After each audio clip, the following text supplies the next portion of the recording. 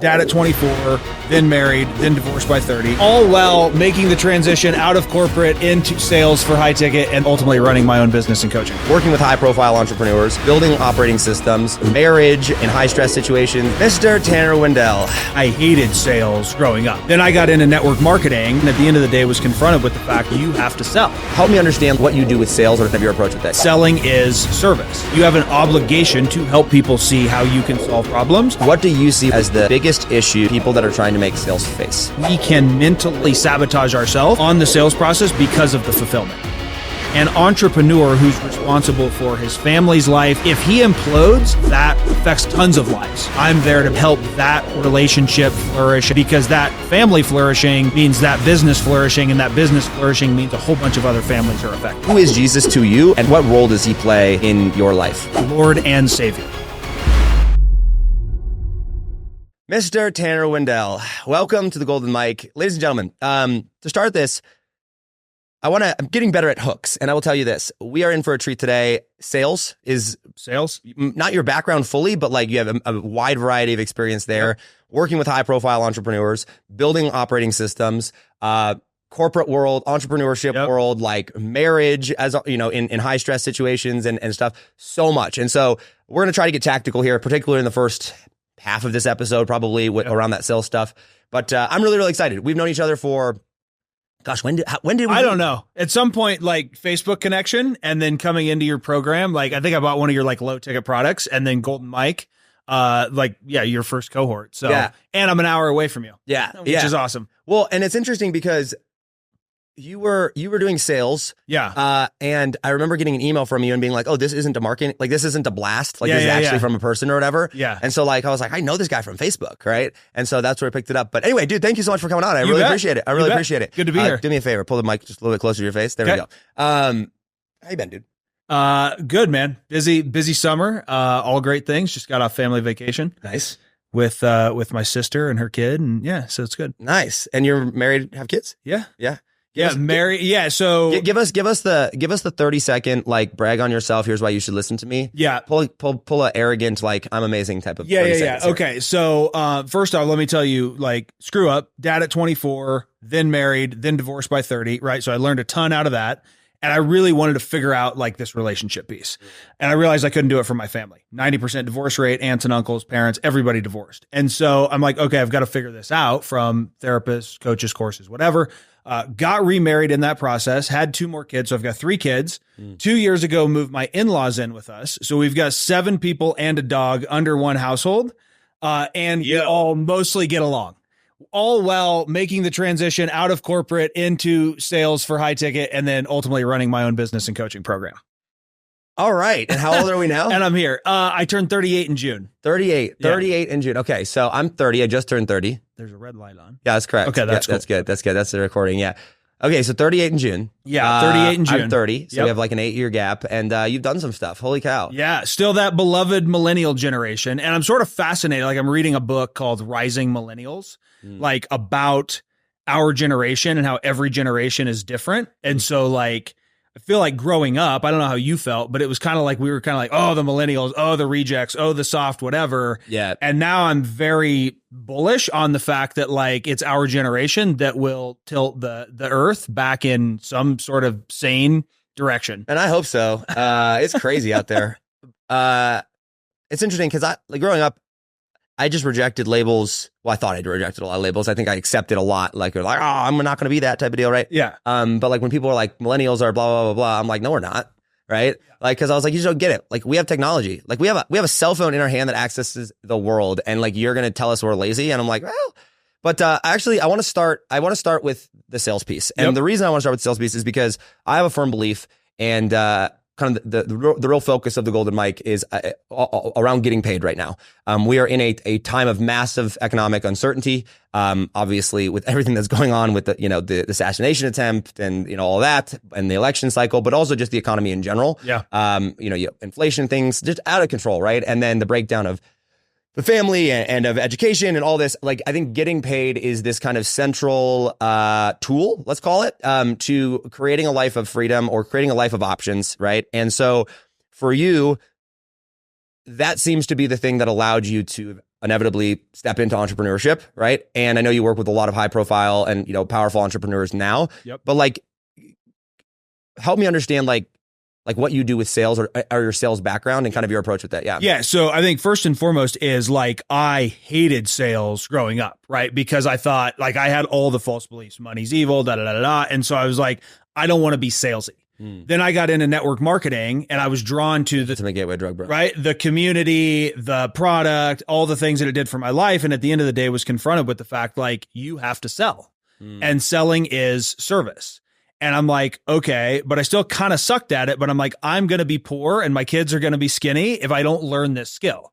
Right. And so when I learned that it's about influence, it's about persuasion, it's about helping people move forward, it completely shifted my frame. Okay. And if people aren't selling, nothing is happening in the world. Like that is the basis of the economy, is money changing hands. Okay. So let's pause right there really quick. Okay. Give me 30 seconds context of like, what did you sell? What was the price points? Like things like that, like just for context. Yeah. For in network marketing. Period. Just like what have you sold? Yeah. So at the lowest point, it was like a fitness pack and a shake at like $125, right? In network marketing, up to $35,000 masterminds. And that's what I was doing most recently before selling my own coaching program. That's around that like 15 to 20,000 mark. Okay. So we've seen everything in between, and it was online sales, phone sales, right? Things of that nature. You were essentially a high ticket closer, right? For a lot of it. Okay. So you have a pretty good understanding of, millions of dollars changing hands, probably tens of millions of dollars of selling back and forth, dealing with lots of different people.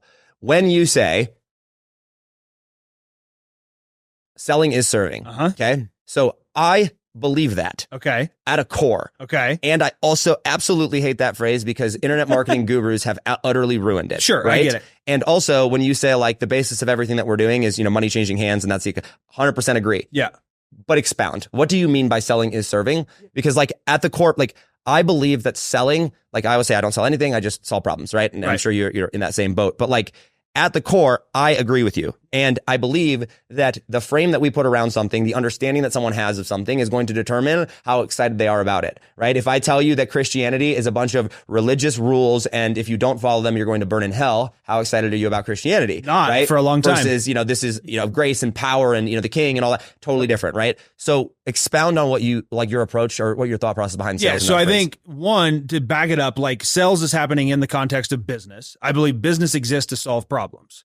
So if you're a business that can legitimately solve problems, then you have an obligation to help people see how you can solve those problems. And that comes in the form of sales, right? And helping people. And I think you taught this. I learned this prior to joining your program, but also like you really hammered it home, which is I'm at point A prospect. I'm here.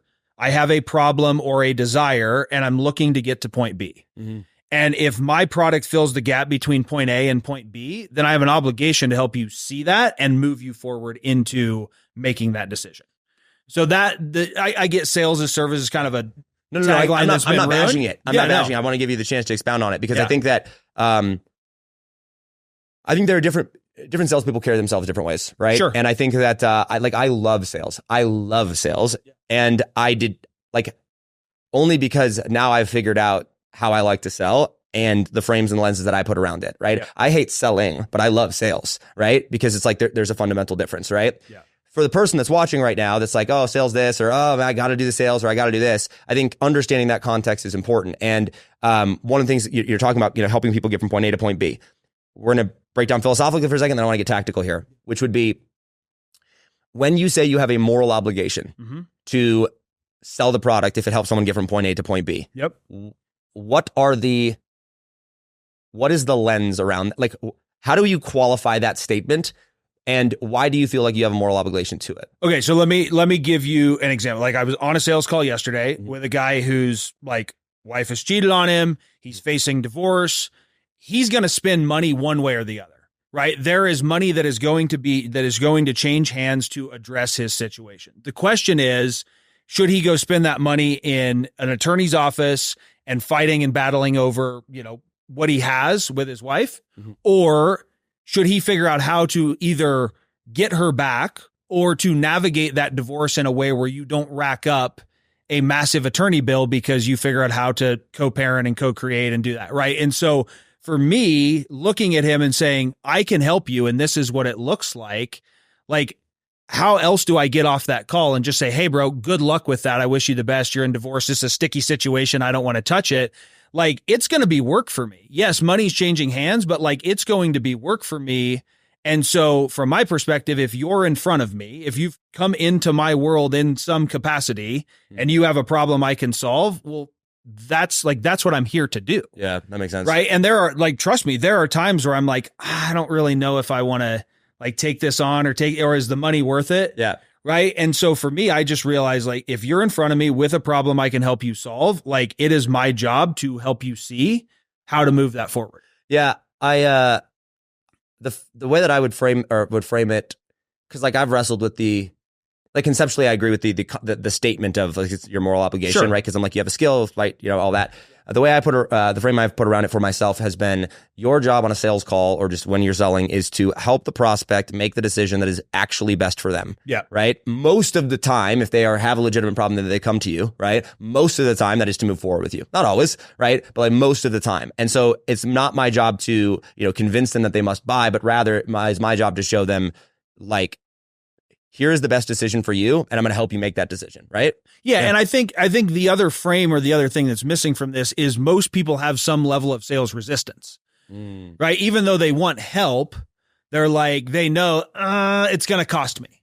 And I used to be that way, right? Yeah, I want it. I like, but it's going to cost me. Yeah. Right. Shrink and scarcity. And so I think that's the other frame of moral obligation, which is like, it's not salesy and tactics. Yes, there are tactics and skills to learn, but it's actually, will I stay on the call for an extra 30 minutes with you? Will I take a follow-up? Will I talk to you Saturday morning? Will I send you that follow-up text message to be like, hey man, I know you're in pain and I can help you move forward. Yep. Most people won't. Right. And I was like that early on. If I wasn't getting the commission right away, I'm like, screw it, send them down the river. Yeah. Whereas I look back at like, that guy crashed into the wall because I didn't like take enough time to help him see that he could go a different direction. Okay, that's okay. Cause that's about identity there, right? That's like the type of person that you are. Yeah. Right. Okay. And I agree with that 100%. And so, let's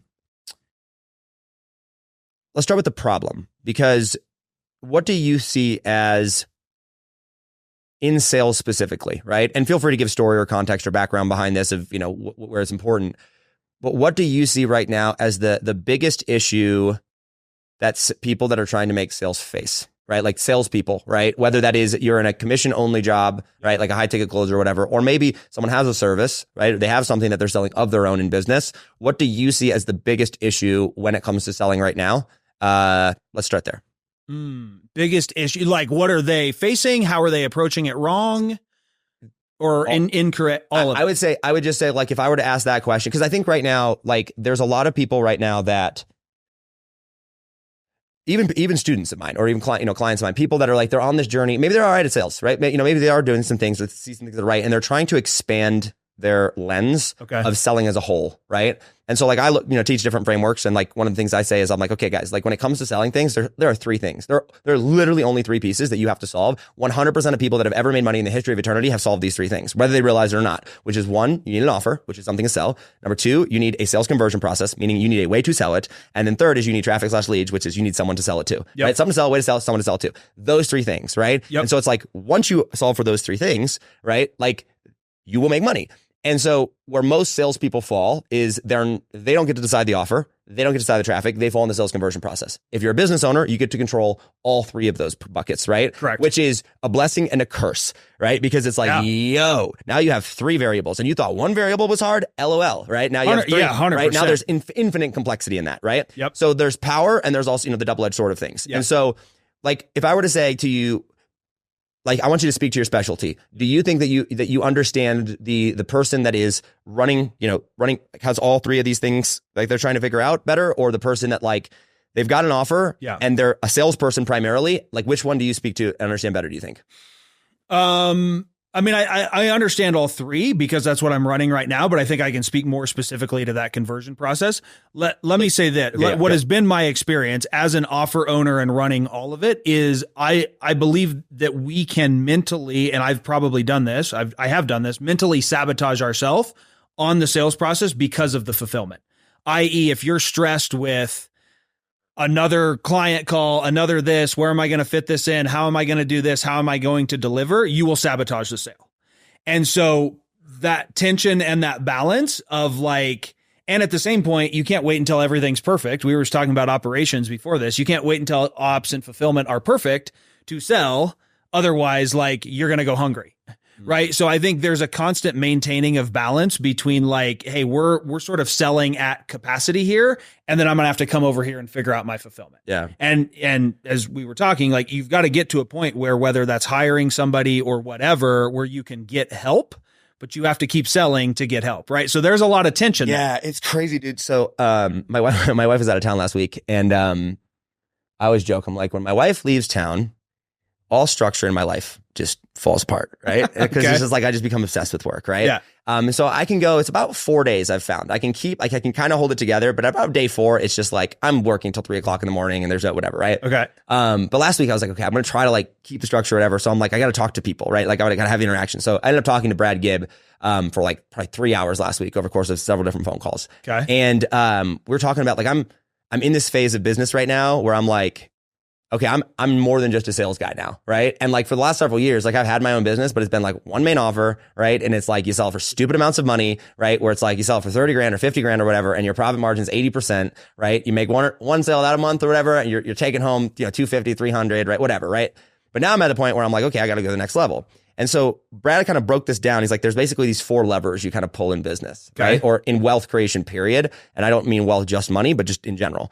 Number 1 is skills. It's like the bottom level. If you have nothing, if you want to make more money, you have skills. Yep. Learning the skill of selling, learning the skill of whatever, right?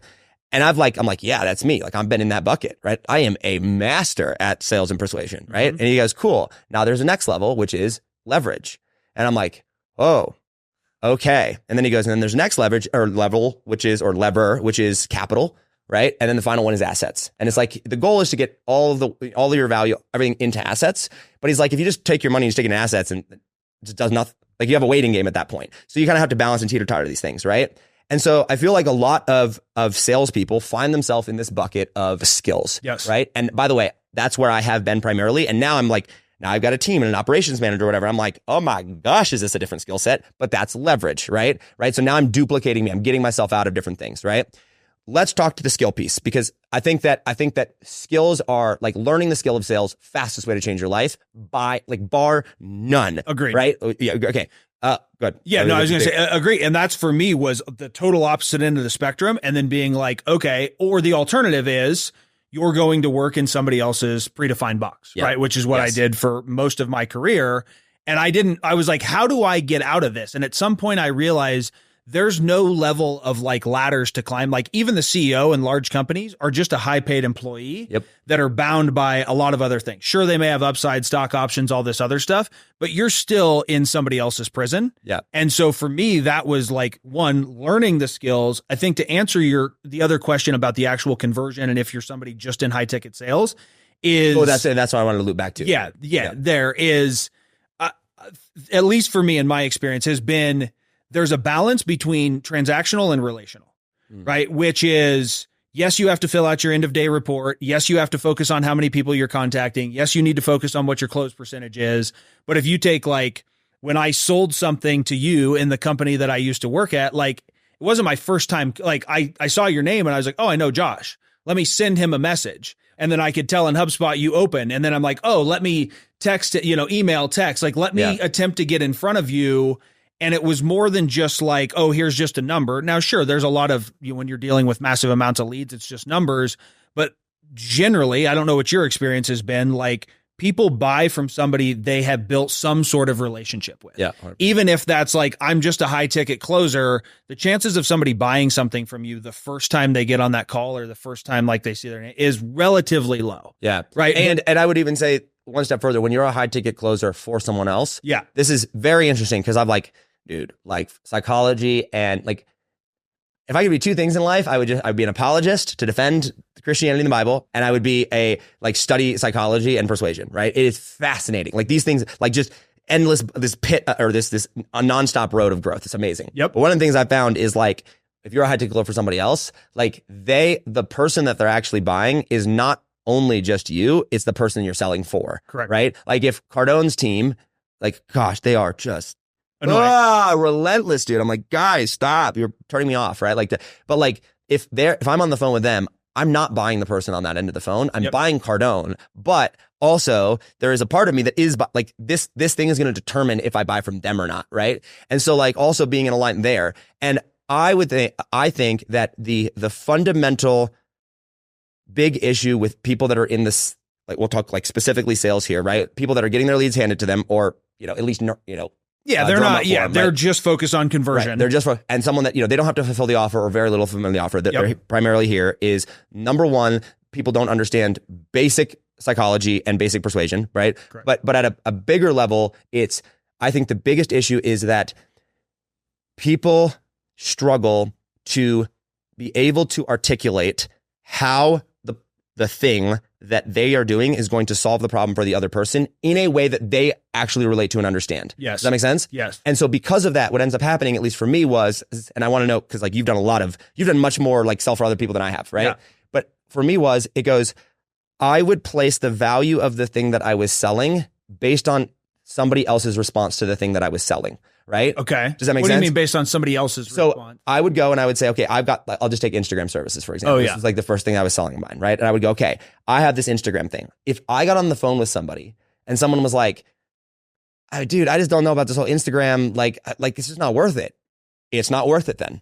Right? Does that make sense? Yeah, got it. Like, you were buying their objection basically. Right. Because in my head, I was like, well, guess what? If this is $5,000, I would much rather have $5,000 than this information that I made up in my head. So if they don't see the value, right, who am I to convince them otherwise? Right? Because in my head, it was like money was more valuable than this anyway. But if someone got on the phone and the first thing that they said was like, I'm so excited about this or whatever. Oh my gosh, my close rate was like basically 100%. Right? Yeah.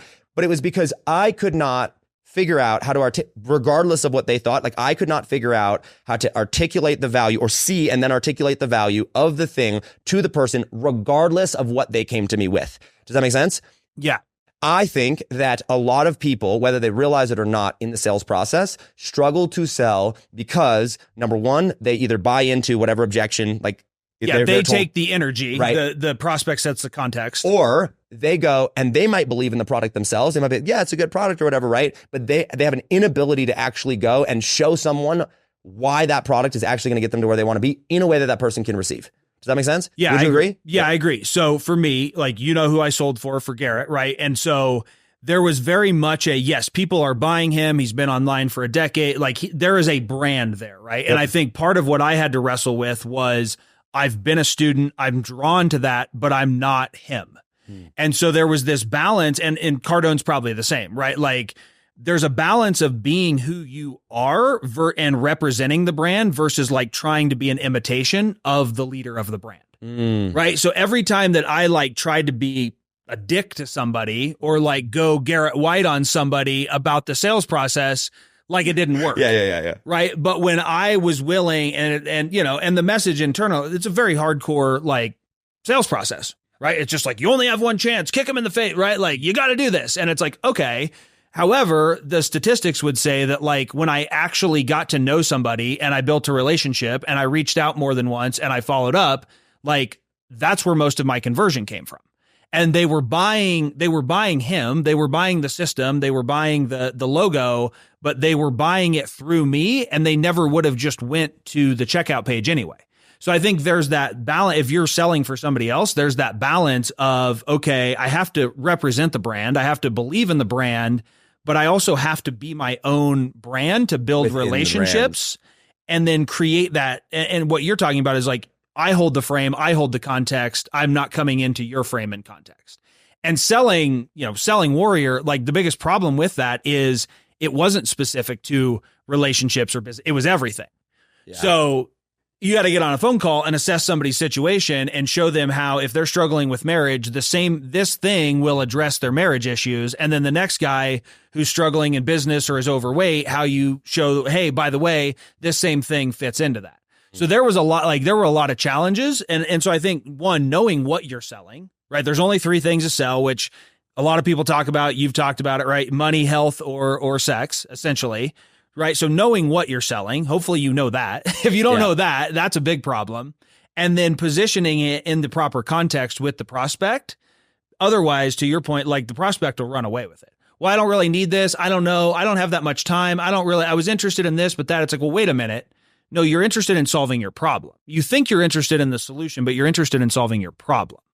Do you ever, okay, that's, actually, I'm going to expound on that. Yeah. When you say positioning it in the prospect's mind, right? I think that's the phrase you used or something similar to that. Yeah, like, proper context. Yeah, and kind of positioning it. How do you go about doing that? Like tactically I get on the phone with somebody, right? Like, how do you go about that process? So I mean, pretty much all objections come down to money or time, right? And so a lot of it, it would be both, but I understand like what is their current reality. I'm going to pause there for a second. Do you think that that's what all objections really come down to? And you might be right. I'm just like, do you think that like it is money or time is the thing? Like, do you think there are objections you have to handle before that? Or is that like those are the two main things? I think if you get to it and probably belief that it can work for them, that's probably the third. After they know that they're like, okay, I want this process, maybe not the product specifically, but they want the process, like, or they want to solve their problem, right? I think it's more that I want to solve this problem. If you sell money, and you said in your program, like, hey, I'm not the only one that can teach you how to make money. Yeah, right. Right. But it's your job. And when you sold me, you were like, hey, okay, so you've got this, you've got that, blah, blah, blah. Like, are you going to set all that stuff aside and focus on this? Yeah. Right. Can you see how this is a path that gets you out of closer into this? Yeah. And I was like, okay, yeah, it makes sense. Right. But I could have went to, and I have, right. I've bought other programs, but I bought them because I had a problem, but I wasn't like bought into the process. I just wanted to swipe my credit card to get out of pain. Yeah. Which means there's no follow through after I swipe my credit card. Right. Right. And so I think like to set proper context, you have to understand somebody of like, okay, well, what does their life look like today? Because guys with money don't have time, right? Guys with time don't have money, but whatever. And then everybody to a degree struggles with self-belief a little bit, right? Will this work for me? Can my life? You say the objection, just so I'm clear, are you saying that everybody either wants more time or more money, like in this context, or are you saying like they're going to say, I either don't have the time to implement this or I don't have the money to pay for it? Correct. That's what I'm saying. And so when you understand their world of like, okay, well, what is your current reality? i.e., busy executive doesn't have additional time to dedicate to whatever, his health, taking his wife on date nights, those things. But when you understand, okay, Mr. Busy CEO, like this is going to cost you one way or the other. It may just come down the road, but it's going to come at a greater multiple if you get a divorce. And like, right. Okay, then what? Then you're going to be spending time and money. So I think getting like that to me is the context of like their world of like, what are they thinking and how are they thinking about this? And if they have a problem, something about their life is going to have to shift anyway. Yeah. I don't have an extra hour a day to get up and do this and have a morning routine. Okay, well, you're going to have to get up an hour earlier or you're going to have to like stop scrolling as much. You know what I'm saying? Like once you understand somebody's world, like nobody's sitting around with like going, wow, I really have extra time. Yeah. I'd like to go buy a program. Particularly like successful people. Correct. Right? And even people that watch 4 to 5 hours of Netflix think they don't have time. Yeah. Yeah. Right. So nobody just looks at their schedule and goes, wow, I have a lot of extra time. I'd like to go buy a program and fill my time with that. Yeah. So you have to get them to see that what they're doing currently has created the problems that they have. And are you talking specifically in the context of like a coaching program or like a consulting package or just in, okay. Yeah, more in that. Yeah. I mean, selling a car or something, I don't have any experience with that. That'd be totally different. Yeah, I think that's important context too. I'm curious your thought because like I feel like I have a different approach to sales than a lot of people do. Yeah. And I don't necessarily think that my way is the right way per se, like the ultimate, like this is how it is type of deal or whatever. Right. But I want to discuss the topic of, and we'll come back to, I'm going to let you finish the thing of like how you position things here, but I want to discuss the topic of money and the objection around money. Right.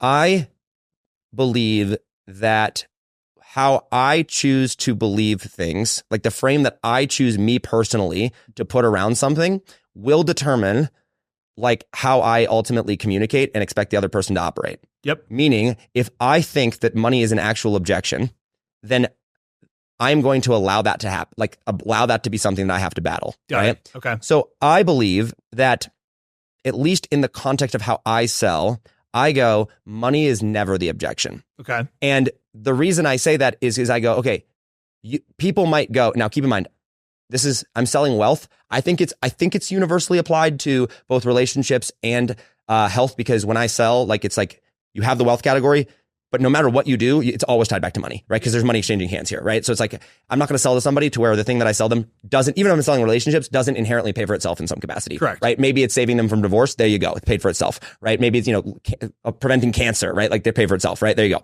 So I go, okay, wait a second. All I have to do is I have to go, and before we would ever even talk, like, get to the objection point, right? Like, I just have to make it to where it would be like money, it could not possibly be the issue before we even get to that point. And that's how I'm going to communicate. That's how I'm going to show up.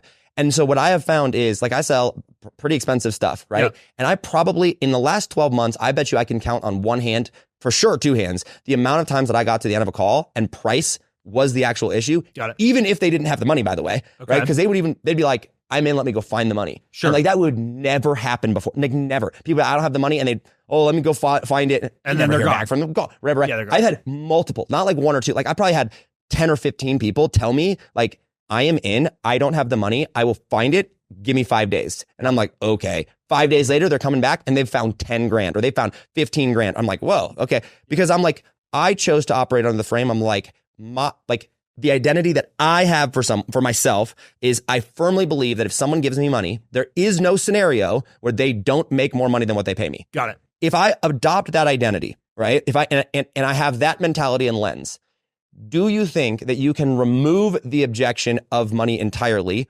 Or do you think that it doesn't apply? Or do you think that I'm just handling the objection before it comes up?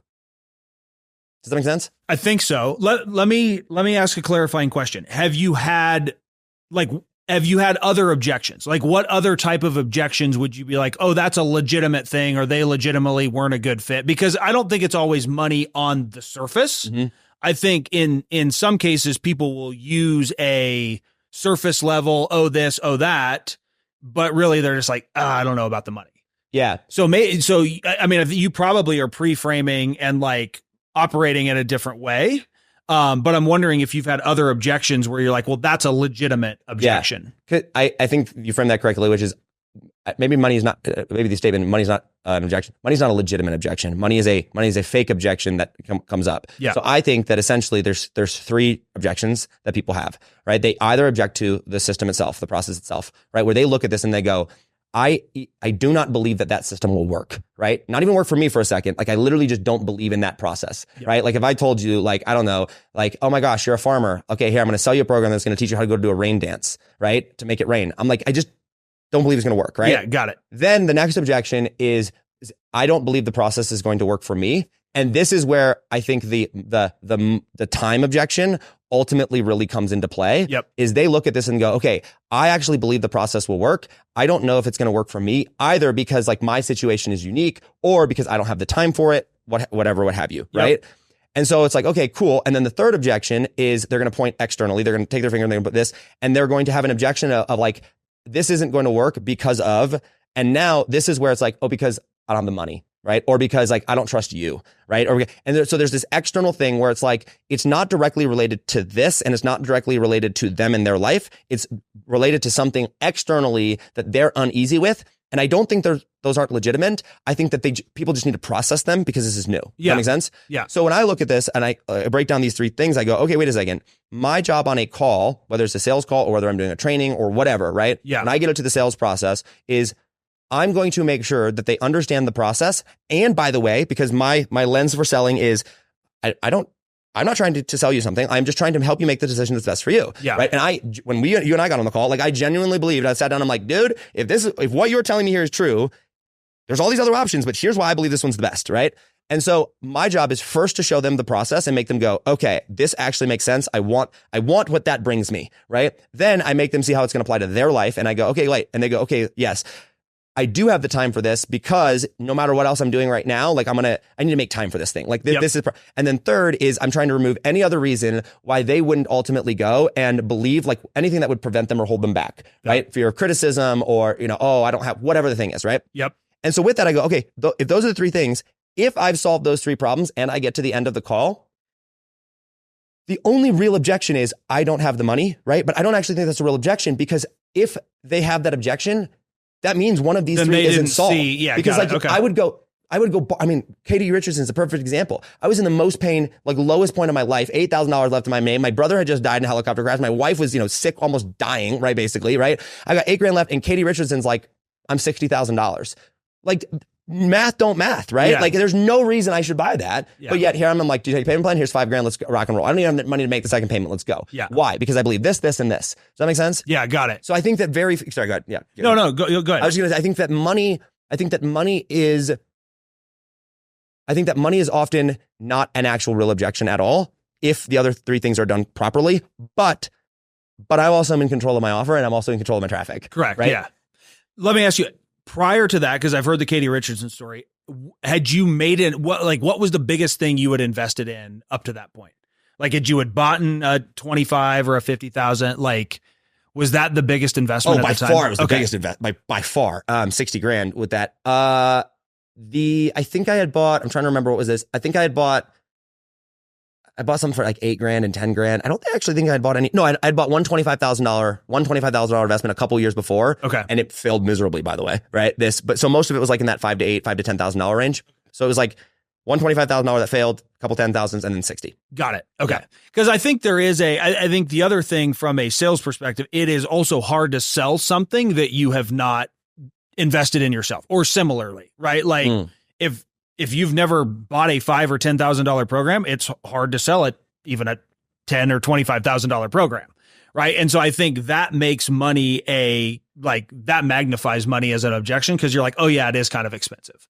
Yeah. Right. Versus like, oh no, I've made that investment, which again, I would not ask. With that 100%. Right? I would not ask somebody to do something that I've never done. And so it's like, cool, I've done this. I've invested multiple six figures in myself. So to me, a $25,000 program is like, it's not a big deal. Yeah. I'm like, yo, 25,000, like if you're in the coaching world, like $25,000, everyone's like, that's so high ticket. I'm like, yo, that's like, I don't even look at anything that's less than that. Yeah. Right? It's like an entry level thing. Yeah. You get to a point where you're then skeptical of like, well, why is this only that much? This can't be. That's such a crazy frame though. Yeah. Right. Like how did that shift for you though? Like, cause like $25,000 for you, I'm sure, I mean, $25,000, yes, it's a lot of money, right? But like, sure. But like in buying a coaching thing, right? Like when you look at $25,000, are you at that point where you're like, I feel like maybe this isn't for me, or like, why is it only 25? Are you at that point? Where you're to a point where I mean, I would say that's probably like the bottom, right? Where I'm just like, okay, makes sense, right? It sounds like a year-long coaching program for $5,000. I'm like, LOL. Right? Yeah, why? Exactly. Like, what do you mean? Like, why did that shift, or how did that shift? Why or how did that? Like, why do you think that way now, and like, what shifted? Experience, right? I think which is why I was asking you. Like, I think so one as a salesperson, like. Somebody's got to be the salesperson to help somebody buy their first $10,000 program, right? So I think understanding that, and to your point, handling those objections up front. I think for me, I think it was experience, and I think at the end of the day, whether it's like let me buy something for $500, or I mean, I bought a $500 thing, right? That's specifically about like setting up my environment and whatever, and I'm like, okay, cool.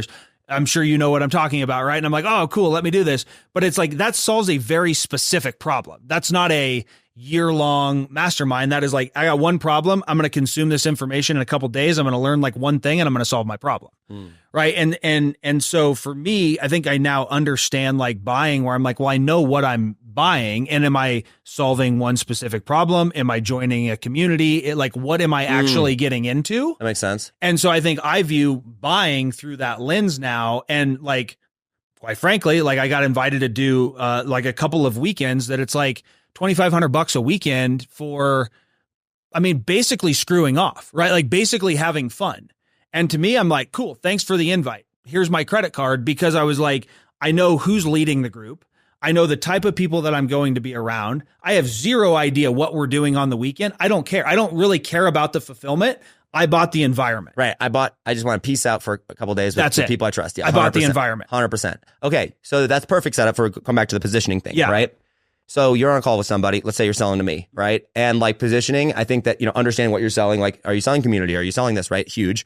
So if you and I get on a call, what are you trying to gather from me? Like, what are you trying to understand about me in order to help you be able to position the offer? Yeah, I think I always do point A, point B, right? And I'm very clear. Hey, I'm looking at like, where are you at and what's going on? For me, I'm focused on marriage and relationships. So it's the pain in the relationship and figuring out, okay, how is that costing you now? And how is that cost going to compound over time?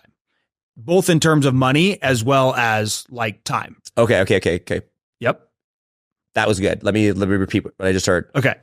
The first thing that you are trying to do is you are trying to understand where I'm at. Correct. The pain and the problem that I'm in. Do you say that where I'm trying to get to too, or just starting with the pain problem? I start with pain and problem. I spend the majority of the call on that. Yeah. 100%. Right. Because, and it's similar to what you teach with the Google Doc. If you don't nail the problem, it doesn't matter what the solution is. Yeah. But I also love there's the second part of that, which was you said, I'm trying to understand this. And then you're trying to figure out what it's going to cost them to not solve it. Correct. Right? Okay. So if you're selling a coaching program, you're figuring out current situation, you're figuring out where the pain is, where the problem is, and you go, cool, if you don't solve this, this is what the actual cost will be associated with it if you do nothing. Yes? Correct. Okay. In their words, not my words. In their words. Where I have screwed up is telling them how painful it is, telling them how much it's going to cost them versus, okay, it takes more time to draw out like, okay, well, what do you do? Like, what is your current reality? How much time is that taking? What's going on here? Right? Like, how are you spending your money as it relates to this? And so it takes more time to get that inventory, but then it's very clear for them to see because it's their information. It's their data. Okay. That's really good. Versus being like, oh man, that really sucks. That's painful. Your wife's going to leave you. The divorce is going to be expensive. Like they may believe that on the surface, but it's not their words or their information. Yeah. And then like if somebody, was it Russell? I think it was Russell. That was like, the goal is to have them come to the conclusion. Correct. So you're guiding them to come to the conclusion, even though you know the exact conclusion, like the exact aha that they need to. Okay. So we start there. Then what? So I spend, like 2/3 to 3/4 of the call on that. Right. And for me, how it relates to other areas. So I'm selling relationships, which is generally husband-wife dynamic, but it's like, okay, well, how does that affect your kids?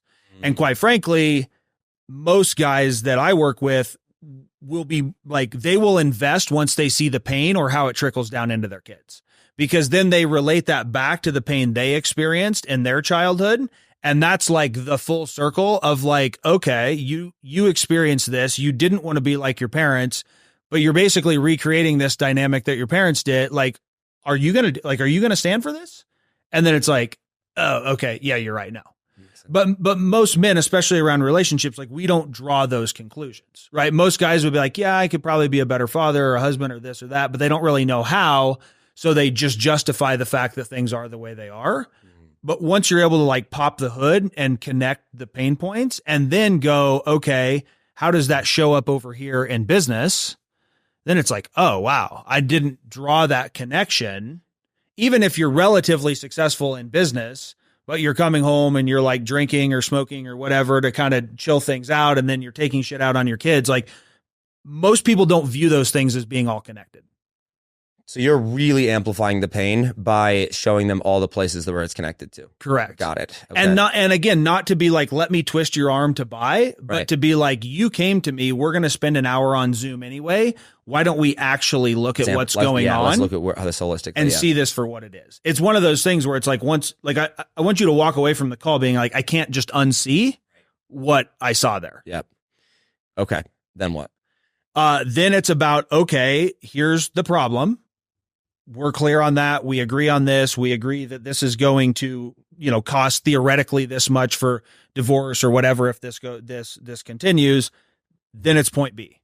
Like, where do we want to get to in less specificity, right? Because most people are like, yeah, I want to keep my marriage, or yeah, I want this or whatever, but they don't really have all those details. And it's not really worried about those details. Yeah. Like the guy yesterday was like torn up about the fact that he's probably going to get a divorce, doesn't want to get a divorce. But then when I dig into like, can you actually trust her again after cheating on you? And it's like, probably not.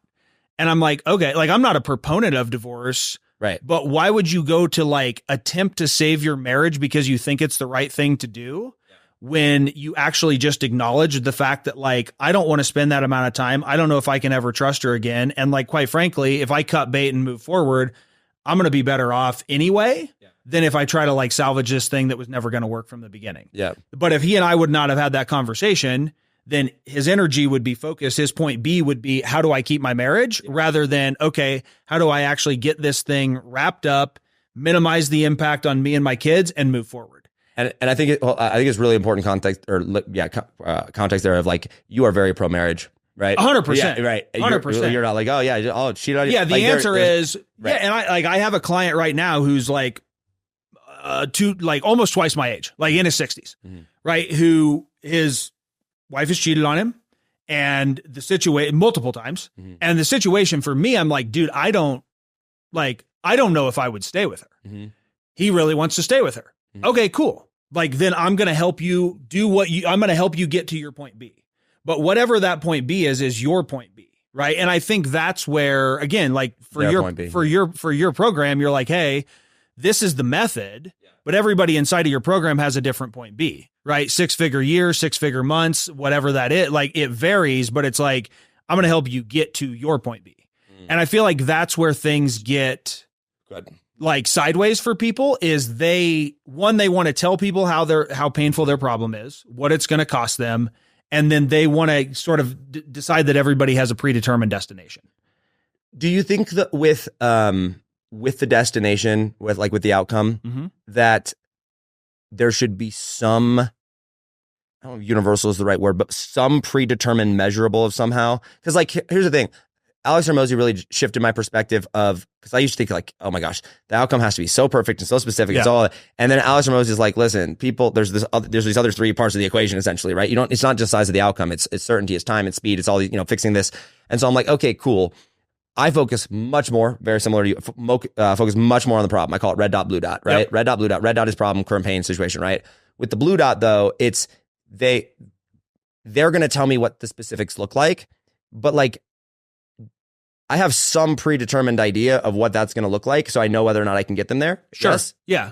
Okay. Yeah. In a time frame, right? And I think that's the other thing. Again, for me, it's like I'm not your only solution, but the question is like, do you want that in 90 days, or do you want to fumble around with this for the next, I don't know, year or two? And generally, you can have some idea of if they go on their own. One, if they're even going to make it to point B. And two, if they're at least on that trajectory, if you look backwards and it's like, well, how long have you been working on this? Or how long has this been a problem? And if this has been a problem for the last year or two, what is going to be different about the next year or two or 5 or 10 or 20? And it's like, oh, okay. And then it's like, okay, well, the alternative would be whatever. And you can do that. And that could take you this long. And the challenge is most people won't make it to that point B. Like without a structured system and like, hey, here's a way and the guidance. Like without your solution. Not with no. Okay, well, low success rate. No. Okay. The point is, people can be like, well, I'm doing this and I'm doing this, and I've noticed that, right? People are like, oh, well, actually, in the last week, things have gotten better, right? Since I booked my sales call, I started doing more of the reason thing. Why not to buy from you. Right. Right. Yeah. And then it's like, okay, but let's be realistic. Right. It's like, yeah, okay, you're right. I got recency syndrome. So red, blue, or like current, future, we've created a gap, right? A to B, right? Yep. Now with positioning, right? Yep. Because there is a billion different ways to explain your offer, explain, the process of whatever it is that you're selling. How do you go about positioning now that you've created a gap, essentially? Here's where you are. Here's where you want to be. By the way, it's in your own words. I didn't tell you this. You told me this, right? Brilliant, right? Here we are. We got this gap. Now where does positioning fall into? Yeah. So one is, let me start with one of the mistakes. I think one of the mistakes I've made is attempting to like over explain the specifics of the program. Okay. I have a story about that though. Okay. So, do you know Eileen Wilder?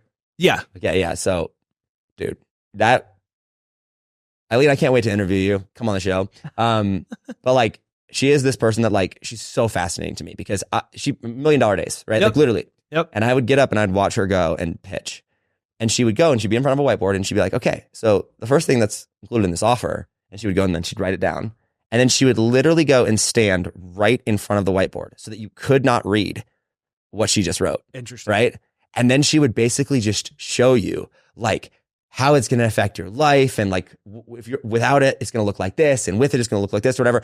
And like, you have like literally completely forgotten about like whatever the thing is. You're just like, oh my gosh, I totally want it. And then she steps out. And then she goes, and the next thing is, and she does it again, and then she steps right back in front of it. Right? So fascinating, dude. And she'll do, she's $1 million day after $1 million day after $1 million day. And I'm sitting there watching it and I'm going, I am working way too hard. Like I'm teaching way too much on it. Right. And I think that's what you're saying there. It's like, if you get into the details and the specifics, right? Like then the focus on it's logical, right? She is just all, the opposite. So I think knowing like, hey, here are the key things that like logically make sense, right? With some level of story or anecdote around how that actually applies, right? And then drawing back to like, hey, do you see how not doing X, Y, and Z has led to this problem? Great. We're going to help you do X, Y, and Z. That's what this thing does.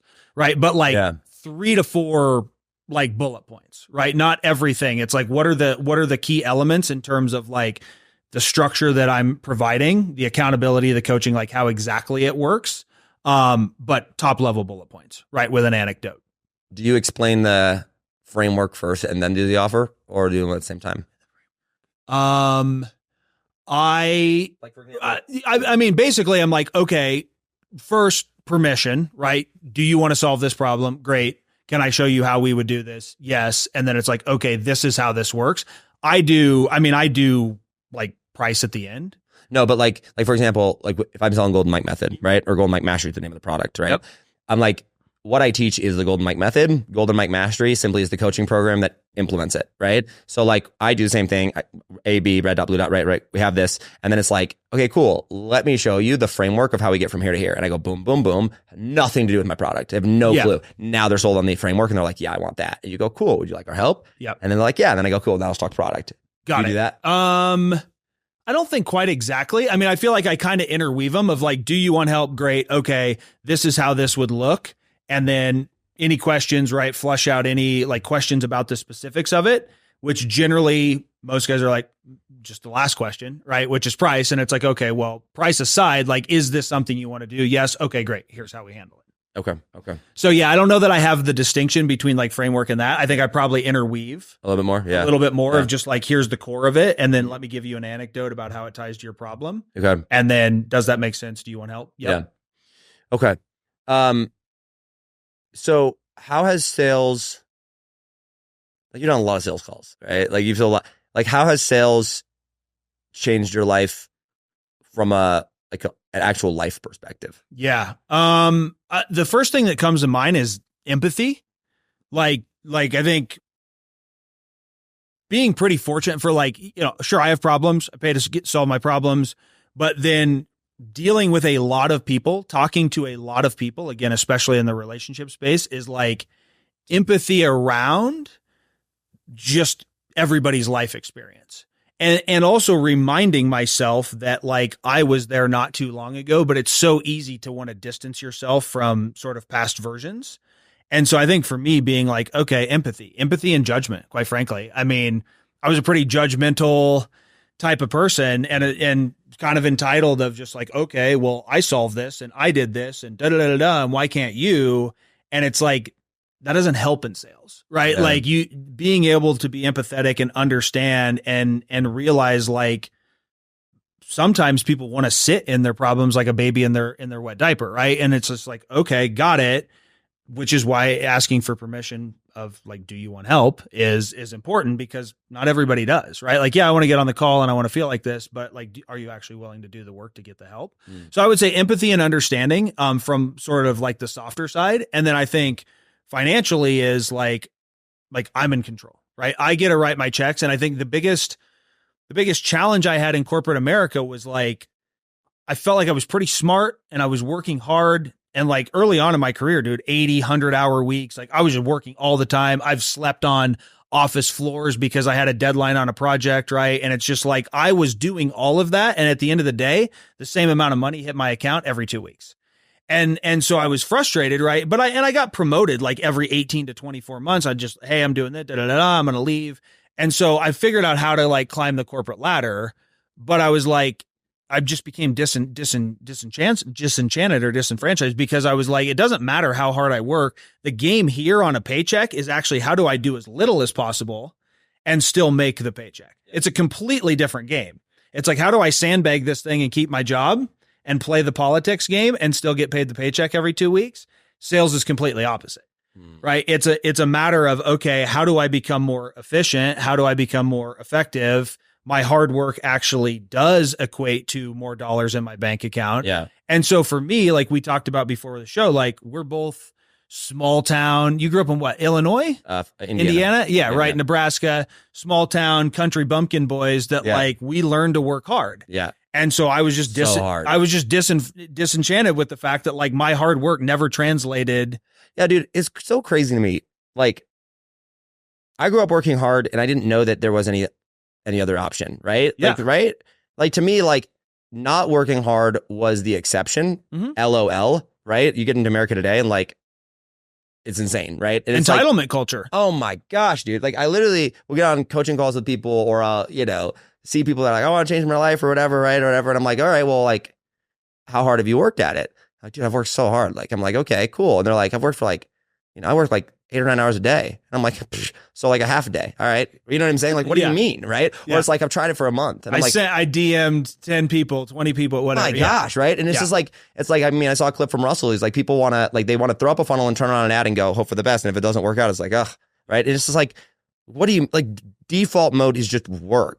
Right. This concept of like taking time off. And one of the things that I've, really been, I don't know, wrestling, but like trying to get better at is remember the Sabbath day and keep it holy, right? Sure. Having an off day, right? I think it's very important. Something I'm not that good at, but we're getting better at it. But like, what do you mean? What do you mean you want to go hang out and do that? Like, what do you mean you want to go hang out on a boat? Like, what do you mean you want to go play video game? Like, what do you mean? And like that culture or that mindset of things, I'm like, when you say empathy, right? I'm like, I have immense empathy for people that are actually working. Sure. That are putting it, like the single mom of 2 kids that can barely make ends meet or whatever, like, and is working 2 jobs.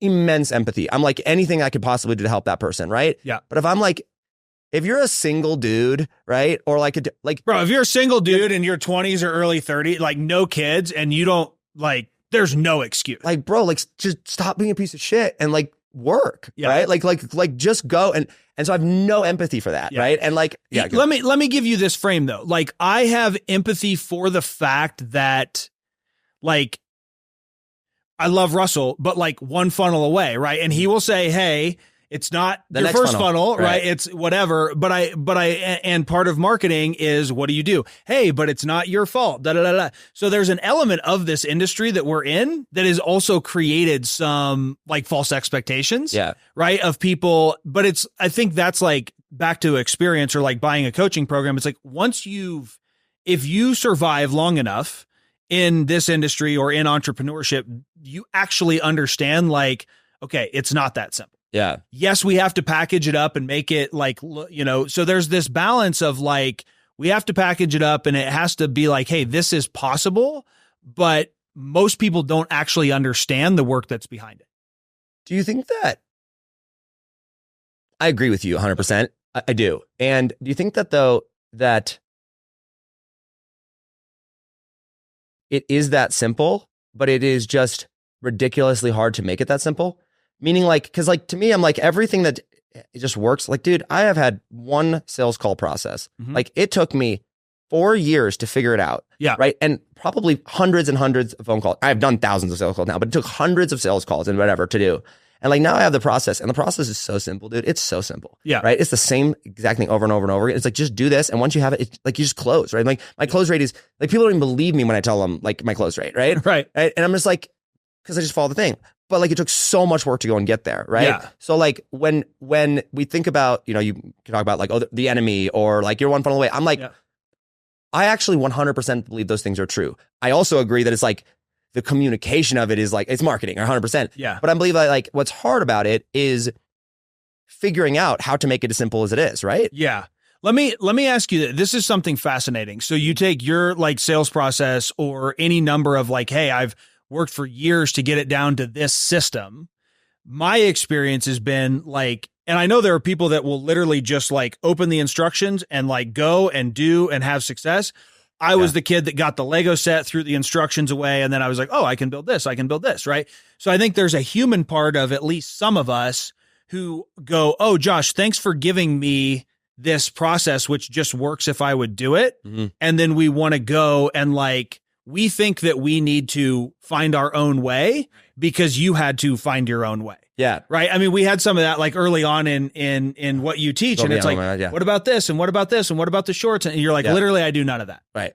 You're like, just do this. Right. And even my brain was a little bit like, no, but that you don't understand. I see that, right? Like I wrestled with it. Right. And then I'm like, okay, do I trust you? Why did I give you the money? Right. Yeah. So it's just like, just follow the process. Yeah. Do you have a specific question or do you just want me to address No, that? just go ahead. So the belief that I had, like my parents were amazing people, are amazing people. I have the best parents ever. They stayed together, hard work and morality or whatever. Yeah. One of the frames that I adopted from growing up in the environment of the world that I did, small town, limited scarcity kind of thing, whatever, was it's not a matter of if something is going to go wrong. It's a matter of when something is going to go wrong, right? It's like, don't invest in the stock market. It's not a matter of if it's going to fail. It will crash, right? And so I kind of had this thing that like this belief that like nothing actually works. Like the expectation should be that like whatever you do, like if it's working, there's a problem. Yeah. Right. Like it's like so messed up. Yeah. Right? I resonate with that. Yeah. But so the default, the default mode when it's like that, then it's like, okay, like I can't build anything on top of that because it's like it's an unsolid foundation. So when I started to flip the script and like really, I mean, this is probably one of the core belief shifts that Katie helped me identify and switch was I went, no. My default expectation needs to be this is going to work. Yep. Right. And if it's not working, that's a problem. Yep. Right. So then you should go and I started studying systems because I'm not a systems person. Right. I'm a shoot from the hip, like jump in with both feet. Here we go. Like, whatever. I started studying systems and I go, okay, wait a second. Systems are very simple. Right? It's like there's an input, there's a process, there's an output, and there's feedback, right? And so I start looking at that and I go, okay, wait a second. So if I want to build a very complex system, or if I want to build something that is a machine that's working, each individual thing must be working in and of itself, right? Now, do they interact and stuff? Yes, 100%. But it's like that process of understanding, wait a second, I need the simplest version of something that is working so that I can then go and forget about it and know it's going to work. And then I can figure out the next simplest thing that's working and then set it. And then the next thing, and then put them together. And it's like, I just know that that's going to be working. And so with the we'll use the sales or the coaching program thing, whatever. The thing that I tell people is they're like, oh, I got to do shorts or I got to do this or I got to do that. And I'm like, okay, but you don't even have a way to know if the main thing that is going to generate revenue is going to be working or not, right? Or you don't even know the main thing that this is going to be working or not. And so my belief shift on it was if something is going to work, it needs to work independent of everything else working, right? Otherwise, it shouldn't be focused on, right? Like if you're broke or if you're trying to do. And so I think that was the main shift of how I teach people is I go, okay, yes, those things are good eventually. And like, yes, you do need to do it your own way, but not in the individual system. Like figure out all the individual systems that are working from somebody else and then put them together your way, right? But like work. You see what I'm saying? Yeah, I think I heard something that like really resonated around this, which is like you have permission to make it your own once you've made the thing work. Right. Once the proven model works, then you can go make it your own. And the mistake I've made, and I think a lot of other people do, is they go, okay, got it. I'm going to take 80% of what Josh says and 20% of this and do that. And then you go, or I've gone like, well, why isn't this working? And it's like, well, because you're not following one model. Through, right. You're piecing together a model. Yeah, you have to feel it. For whatever you have to experience reason. it. Like you have to actually see what that looks like, right? All the way through. And it's like, I mean, I'm in the process of learning how to build a team right now. Oh my gosh, dude.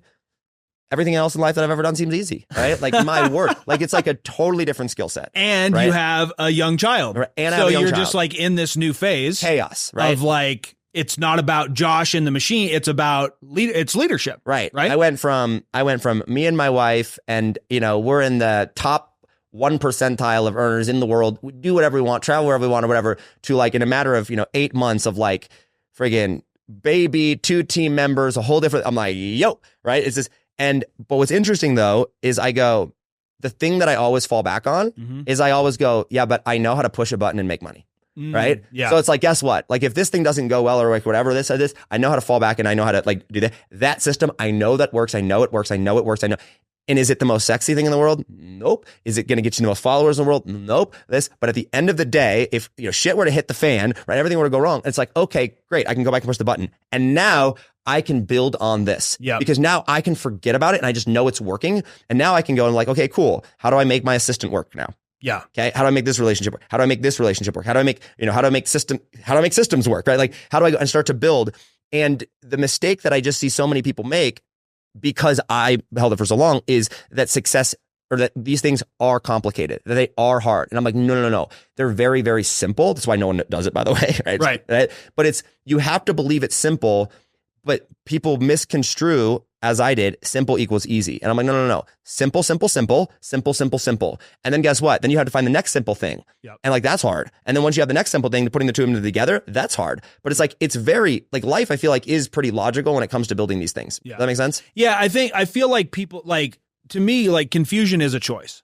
Right. And so when people are like confused or making things complex, and again, I've done this, right? And so it's like, but when you can look at it that way and be like, you're choosing to make it harder than it needs to be. Well, no, you don't understand, and this and that, right? Like, what if it wasn't that way? What if you chose to think that it was simple, right? It's a mental exercise, but it's like whenever complexity or confusion enters the room, especially confusion, people like confused about stuff. How does this work? Or asking dumb questions like at an event, it's like precious time at an event and high paid speaker there. And somebody asks like a dumb question and you're just like, dude, you're choosing to be confused and wanting to be like seen for your confusion. And like, it's just very obvious. Yeah. Right. So I think people choose that and it's a way to stay in that mindset, like that level 1 mindset or whatever, that scarcity mindset that you talked about, which is when you grow up that nothing actually works out. Everything is hard. It's only a matter till the other shoe drops.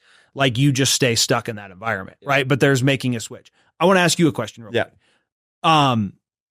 Why scale beyond just Josh pushing a button and making money? Oh gosh, dude, I've asked myself this question a million times because I'm like, and I'm genuinely right. I know. Yeah. Okay. So up until 18 months ago, 20 months ago, I think, what are we in July? Yeah. So about 19 months ago now. Yeah. My life was pretty much about Josh, right? It was pretty much the me show, right? Growing up, getting entrepreneurship, fame, money, all the things. And then my brother died and, I had walked away I never rejected God, but I was like, God, I'll come back to you when I get rich, right? Because clearly you're not solving that problem for me. So I'm gonna go solve that real quick, right? Got it. Brother dies, wife, we go around the world and she gets sick. You kind of know that story.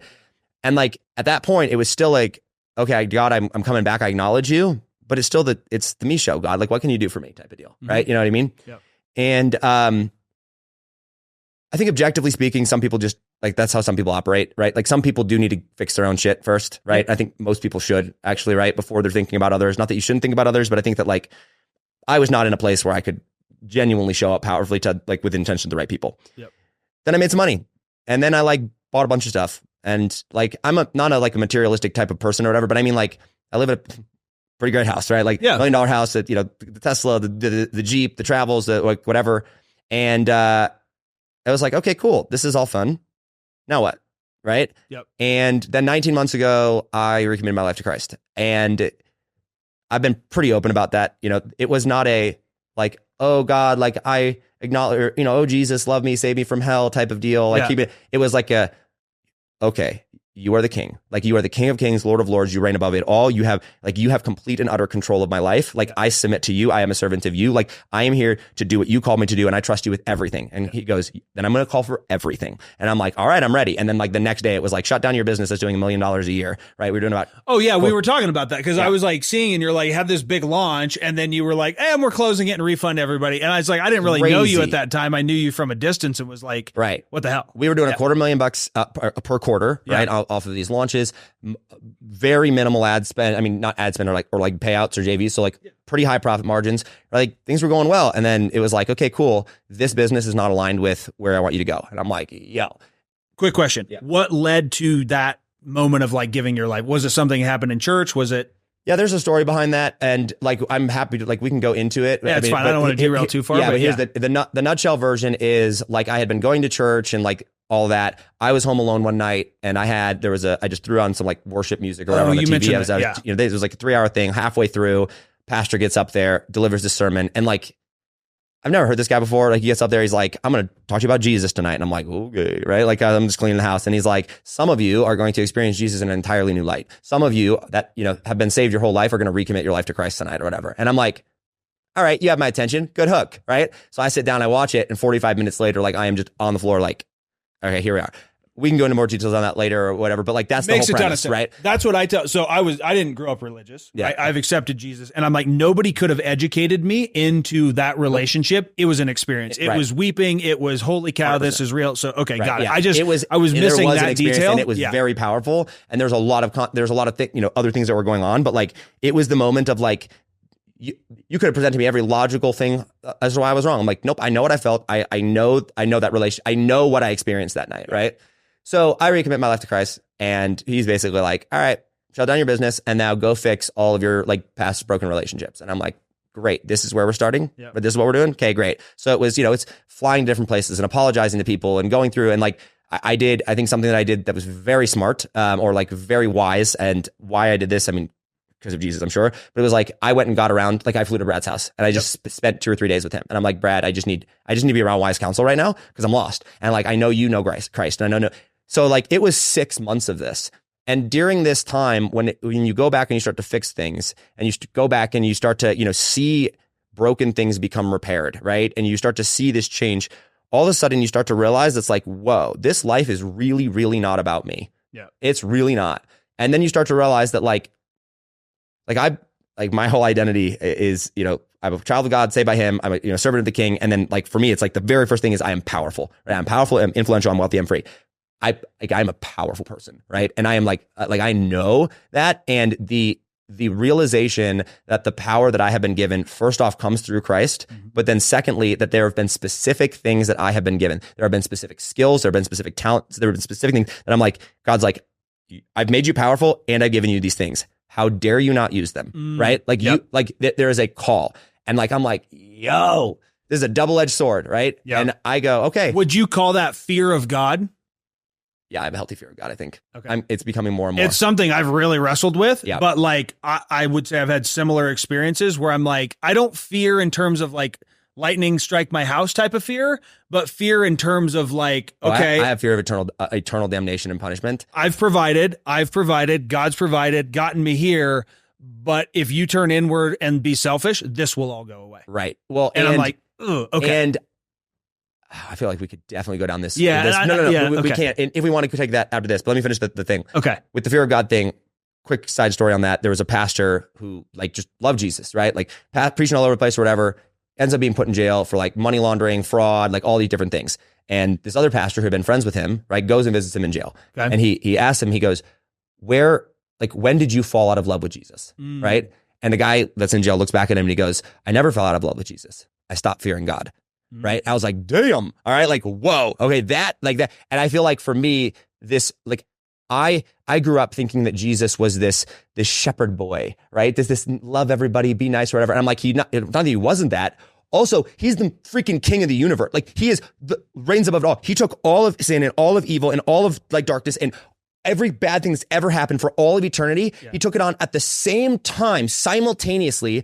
And he won, right? Like, hallelujah, like praise be his name, because like that is power. He has that much power and authority. And I'm like, and oh, by the way, like he is one with God. And like, we're supposed to love Jesus. We are supposed to fear God, right? And so this concept of that where I go, it's the lion and the lamb. I never really fully understood like the lion and the lamb. And I heard a sermon that was like talking about this and I was like, oh, got it. Right. Infinite over here of like, Jesus loves me and I'm complete with him and I'm completely saved. And at the exact same time, infinite, like, complete and utter, like, we're going through Revelation right now, dude. Oh my freaking gosh. You ever want to think you know the Bible and then find out you know nothing about the Bible? Read Revelation, right? So that happens. This experience happens. And I start fixing these things. And I go, okay, I could make, with me and an assistant, with, nothing else, just selling to a specific type. Like, I could probably make $500,000 a year, take home for the rest of my life and increasing year over year. And do whatever the frick I want, kind of Stack be out of your the cash, spot, like do the thing, right? And I'm all about making money and all the things, but I'm like, okay, I have gifts, I have talents, like I have things that I am called to go and use. Got it. And for whatever reason, I've been given the gift of communication. I have been given the gift of teaching. I have been given the gift of, like, I have the ability to, if I believe something, to stand in the face of any amount of criticism in the world and just look it head on and just be completely unfazed in my belief, right? Like, there's probably no one that I'm like more of a, oh my gosh, this is amazing, than Elon Musk, right? Like, Elon Musk could look me dead in the eye and be like, Josh, you're 100% wrong about Jesus. He doesn't exist. I'm like, I'm sorry. He could be tweeting and like just making fun of me nonstop. I'm like, you're never going to change my mind about that, because I'm certain of it. And so because of that, I'm like, great. So now I've got to go like be a leader that people look up to. I have to live my life in such a way that people are going to criticize it nonstop. And I have to teach other people about what it means to be free. Right. So that's why. And I know it can sound like, if you just do like, oh, because I feel called to, that can sound very cliche. Believe me, I wish it wasn't the case sometimes. Right. And at the same time, I love it. I mean, and I love the fact of what I'm doing, but to scale impact truly, and if I believe that my mission is to bring the awesome life and message of Jesus to as many people as possible, I have to lean into the gifts that I've been given, and those are my gifts. And so that's why we scale up to the next level. Okay. Also, I like Teslas and fast cars and like nice things. It makes sense. Yeah, and I think there's a healthy balance there of like, if you're not enjoying the reward, right? Like the place I got to, because I grew up with scarcity. And like, nice things. I mean, my dad was a business owner, sold his business multi-million-dollar, and like still drove their like rattiest vehicle, right? Because of his own identity. Dave Ramsey, bro. Exactly. And what he thought money meant. And I got to a place, and I marry a woman from New York City who likes nice things. And then we fight about like, we don't even, I'm materialistic, blah, blah, blah, blah, blah. And like, I got to a place where I'm like, I want to enjoy the greatest things that God's people have created on this earth. And there is nothing wrong with that when doing it in service of other people. And again, back to the money and the economy and money circulating. Yeah. And so to bring it like full circle back to sales, it's like, okay, for me, I have gone down multiple times getting into the internet space thinking I need to sell a biz op, or I need to sell money. I need to be in the wealth category. It's been a big wrestle for me to be like, no, son, I put you here. No, son, I put you here. You came from a family where everybody was divorced to learn about relationships, to be in the relationship category. And I have fought that for a really long time to be like, okay, I got it. Okay. So let's turn the conversation to you now. Okay. Right? Why that? Right? Why do you feel so called, and expound on it? Like, you are in the relationship space and you do help entrepreneurs, powerful men, right? Primarily, right? Like, go and understand, deal with, navigate relationships. Bro, I can't even imagine the complexity of that. And I love that as much as you love like money and psychology and all the other stuff. Yeah. And there's a big part of psychology in it too, right? Right. Yeah. So I think, and so the other piece that's like missing from this is my first wife is bipolar. And so like, I had no idea how to deal with that. The first time that like the cops got called to our house and she ended up in a psych ward, and like no idea how to deal with that. Yeah. And then it just kind of becomes like, oh, it's like my fifth time in a psych ward, kind of got the drill, right? So it's like, I had no idea how to deal with that stuff. It's so crazy, dude. It is. And like, so I think for me, it's like I believe like one of like our biggest source of pain, people talk about purpose or calling or whatever. And it's like, we live in this, back to the entitlement culture. Well, I just don't feel like doing that. Well, I really want to be earning money with my purpose. And it's like, I'm a big believer that like, it takes a lot of work to get to that point to actually figure that out, right? One, to learn the skills to like be able to even unlock what the hell that means. And so for me, it was corporate and tech and sales and all these other things, unraveling my own life to be like that. You understand the like psychology of relationships. You understand this idea of like generational curses. You've dealt with addiction. Yeah. You've come from a family of divorce that you could never put back your family of origin. But to me, the greatest impact I could have is like an entrepreneur who's responsible for his family's life as well as likely other employees' lives. If he implodes, he is the hub inside of a wheel that affects tons of lives. Yeah. Right. And so that for me is where I drew the like, oh, got it. I'm there to be in his corner and help that relationship flourish and help that, because that family flourishing means that business flourishing, and that business flourishing means a whole bunch of other families are affected. Yeah, that makes sense. So how did you get to the place where you knew, and feel free to go into your backstory on this too, but like, how did you get to the place of knowing that like that was where you were supposed to be rather than selling a biz op offer, or rather than, going into like, how did you come to that conclusion? So I think twofold. I think trial and error, right? So one is like, hey, I see people having success with this, and I'm going to go do that, right? I.e., I was like all in on, I'm going to go start a local marketing agency. And I've always been fascinated with like, why don't you use the internet to drive traffic to your brick and mortar store, right? And it's like, I know there's people doing this, but I like every time I look around or look on Google Maps, I'm like, oh, there's so much opportunity. And what about this with this business? And and I could do this, right? And it's like, I got into that world and realized like at least the people I was working with, and very large name in the space, which I think they've sort of moved on to something else, like complete bullshit business tactics. Like, hey, email people and tell them this, do this, buying lit, it's just like all of this stuff that like I would call like gray hat, right? Like not really ethical. And I was like, I will not do this because I don't feel good doing this. Could I make money? Are people making money doing it? Is everybody following it? And I was just like, ugh. Right. And then it's like on to the next thing. And I'm like, okay, excited about this. And I'm like, not really. And I'm like, why? Like, why is this not working out? Right. So it was a combination of closed doors or experiencing a lot of friction in things. And then also just like my own life and then my relationship with Christ as well. Right. And hearing like, okay, go this way, do this thing, and sometimes things not necessarily making sense, that I feel like this idea of like surrender. I'm like, okay, this is where I'm supposed to be. So it's been a process and also an experience. I know you have this thing called by the way, surrender is like, I almost named the podcast The Freedom Paradox. I actually had it named that for a minute before you mentioned that. Yeah. And it's like, because like my whole life, I just wanted to be free. And then I found freedom and surrender. And I'm like, how is this a possible thing? It's like, like the polar opposites of everything is where you find the thing that you're after. But anyway, you have this thing called the operating, having an operating system in your life and marriage, which the more I try to build a business and run my family and take care of my health or whatever, I'm like, oh, yeah, that's what he's talking about. That makes a lot of sense, actually, right? And it's like they have to fit together, but they're also kind of different. But it's like it's one big operating system, right? And like the frame you put around it for me one time was, you know how like the iPhone has an operating system and the Android has an operating system? I'm like, yeah, screw Android, bro. Right. And you're like, okay, great. But like they have an operating system, like you need yours. And I was like, oh, all right. Makes sense. And I'm like, okay. And so like that piece to it, how does that work? And like, how does that fit into? So let me say this. I think, and again, this came up in this call yesterday. There's like a lot of fodder from this call that's really helpful here, which is the guy's like, well, I'm doing this, right? All the things.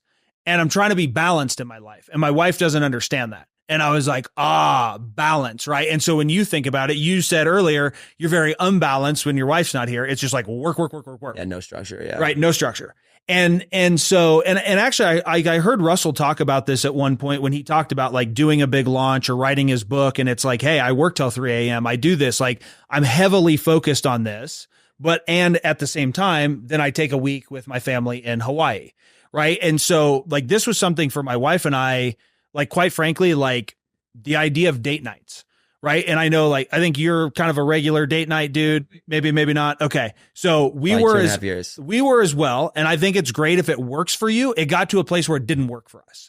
And so we realized we would rather go away for like an overnight or 2 nights, or I think we're kind of up to like 3 nights, ideally once a quarter. And sometimes like even just a night getaway once a month.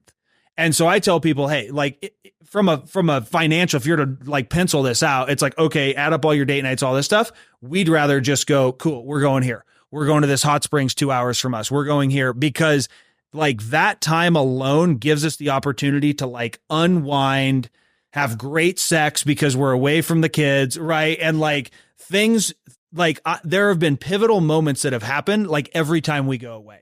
Or drive like 5 hours into the mountains where we have a bunch of windshield time where it's like, yo, we're just going to hash out the stuff we need to hash out. No radio on. We're not like staring eye to eye each other and it's awkward. It's just like, hey, what about this? Okay, what about that? Plan this. Hey, write that down. Da, da, da, da. And we get a lot of stuff done on the car ride. So the point is, like, I don't believe in, like, people say balance and they're like, oh, and I got to do everything every day and this and da, da, da. I don't think that's how balance works. I think I had a mentor, Bo Eason, who like really kind of broke that frame for me the first time. And he's like, successful people are radically imbalanced, but they do it in a way where, again, the point B is in mind. And so the idea of the operating system is great. I have to consider my family. I need to consider my faith. I need to consider my finances. I need to consider my faith, right? Yeah. I need to consider these 4 like major domains of my life. And this has been taught. Ziegler had like the 7 spokes of life. John Maxwell has something. When I hear people talk about like, hey, here's the 11 categories of life and I'm setting and I'm just like, dude, that's way too complex. It's way too complicated to try to have 11 categories or even 7. And so for me, this idea of like 4, and then I think about like the 4 walls of a house, and it's like, dude, if one wall was way shorter in your house, you're like, your house would be messed up. Yeah. Right. So it's like, how do we keep those quote unquote balance, but not where it's like, I got to do something every day for it, but I've got a process to make sure that I'm doing what's important in all of those categories. Yeah, that makes sense. Right. I.e., I spend time in the morning with God and the Bible, as well as his journaling process. I see my kids and wife. I do work. Sometimes we have dinner together. Sometimes I'm like, hey, I'm going to be working late, or I'm doing this thing or whatever. But it's like, if I judged myself by, do I always eat dinner with my family, or am I always there? And I used to. Like when I was a single dad, I had a chip on my shoulder about like, I'm going to be there for my daughter and I'm going to pick her up and I'm going to do this. And then I got married again and I realized like, oh, wow, I don't have to pick her up every day from school. Yeah. But I want to be there for the soccer game, or I want to be there for the thing. And that means I can't take this meeting and I'm going to have to work late here. Like that to me was the idea of like, cool, let's create something that works for you with the framework and structure of targets inside of the 4 core areas. Yeah, that makes sense. How do you, so like one of the things that I've been very blessed with is I have an incredible wife. Mm-hmm. And, around the time we were dating, I was working with Katie, and that, I mean, I would not have the marriage I would today without the frames that, Katie helped me put around with things. Right. So I think that in a very weird way, like some of the stuff that we did, if people were like, if the average like Christian or like relationship coach was here, you'd be like, what are you doing type of deal, right? But I think from a principle level, the idea of like understanding one another and getting on the same page and like working out the differences as far as like goals and setting expectations or whatever, like I think that we did that in a very healthy way. And so like now, yes, we obviously have our differences and we work through things or whatever, but overwhelming majority, like my wife is insanely supportive and understanding, and I know exactly what she needs in order to like be excited about doing that thing, right? So I think that I had a huge advantage when I'm trying to figure these things out, because I'm like, okay, I figured out like the 2 or 3 things. I'm like, if I just give my wife these 2 or 3 things, like I can basically ask for whatever to make, do for this. I'm very aware that a lot of marriages are not like that, particularly in the entrepreneur space. Correct. How do you navigate, or how do you get the wife or the spouse on board, or you know what I'm saying? Like I do, yeah. So build the operating system to where they're like, yes, I have, I have a say in this too. Yeah. So what's interesting is like I had a client that started with me at the end of last year. I flew out. We went through this whole mapping process, blah, blah, blah. Life was in chaos. And by like, that was in December. By like January, he was like, my wife thinks you're I don't know, whatever. She did not have a favorable opinion of me. Right. And because he started setting some boundaries, like he was like kind of getting pushed around, right? Strong, powerful dude in business. And this is very common. Strong, powerful dude in business, go home and like your wife's kind of ruling the nest and just like you do whatever. And like neither one of you are happy because she wants you to lead, but she's leading because whether of she realizes it or not. 100. It always is. Correct. Yeah. And I think so that's a real quick, like fundamental and back to God. It's like a fundamental basis is that as a man, you are supposed to be the leader of your house. Period. The end of discussion. That doesn't mean women can't work. It doesn't mean they can't, but like you as a man are a leader. Correct. Or the and leader. So what I like have to continue to reiterate is leadership is more about an energy than it is about a necessary checklist of things to do. And so this dude in particular did not understand that. He's like, I'm already busy. I've got this going on. Da, da, da, da, da. My wife, this, in-law, da, da, da. And I'm like, I got it. I'm not asking you to do more. I'm asking for the energy to shift. And sure, there will be tactical things that we will do, but I'm asking the energy is going to shift. And so initially And this is pretty typical. Wife's like, I don't like that you're doing that. Why is he telling you? You know, she's like, why are you reading the Bible? Why is he talking to you about that? Da, da, da, da, da, da, da, right? And I'm like, okay, fine. But you paid me for 6 months. Like, we're rolling, right? You good? You good? Yeah. Okay, great. About like month, I don't know, before 90 days, completely shifted. Why? Because I'm like, hey, dude, when's the last time you went away with your wife, just you two? Mind you, money's not an issue here, right? Yeah. It's more just like time and mindset. Yeah, but let's talk to those people specifically, because Sure. if money is your issue, like here's how you step one, if you want to change your life, go get paid. Like, go make more money. 100%. 100%. Right. And it's like, what the answer, like money solves 99% of the problems. Like, it's really true. Right. Like there's it's funny because my mom and I would always argue about this. She's like, yeah, you preach way too much or whatever. And then she texted me one day. She's like, so I was reading the Bible and it said this verse. It's a verse that's like, and money solves all things. Yeah. I was like, in the Bible, let's go. Told you. Yeah. So for him, it's like, money's not the issue. Right. But the idea of, and it wasn't even like booking a vacation. They'd been on vacation. It was more the idea of, what am I going to do with my wife for a weekend when it's just us two? Yeah. And especially, 3 kids, and like, you just get into this logistical operation mode and you don't even know how to like be alone with each other. Yeah. And so I'm like, cool. Step 1, book the place. Step 2, tell your nanny, like, you need her that weekend, right? Step 3, let's figure out what the hell you're going to do with your wife. Yeah. But like, what you're going to do in the weekend is less important than getting it booked and getting the nanny covered. Yeah. Right. And so it's like, boom, boom, boom. Cool. Goes to her. And they're like, there's a learning process. Like, my wife, like, she would be okay with being surprised. Mm-hmm. Like, if I'm just like, yo, pack the bags, we're doing this weekend. She's like, where we're going? And I'm like, hey, it doesn't matter. Like, just jump in, let's go. Like, she would be okay with that. And there'd be a little bit of excitement.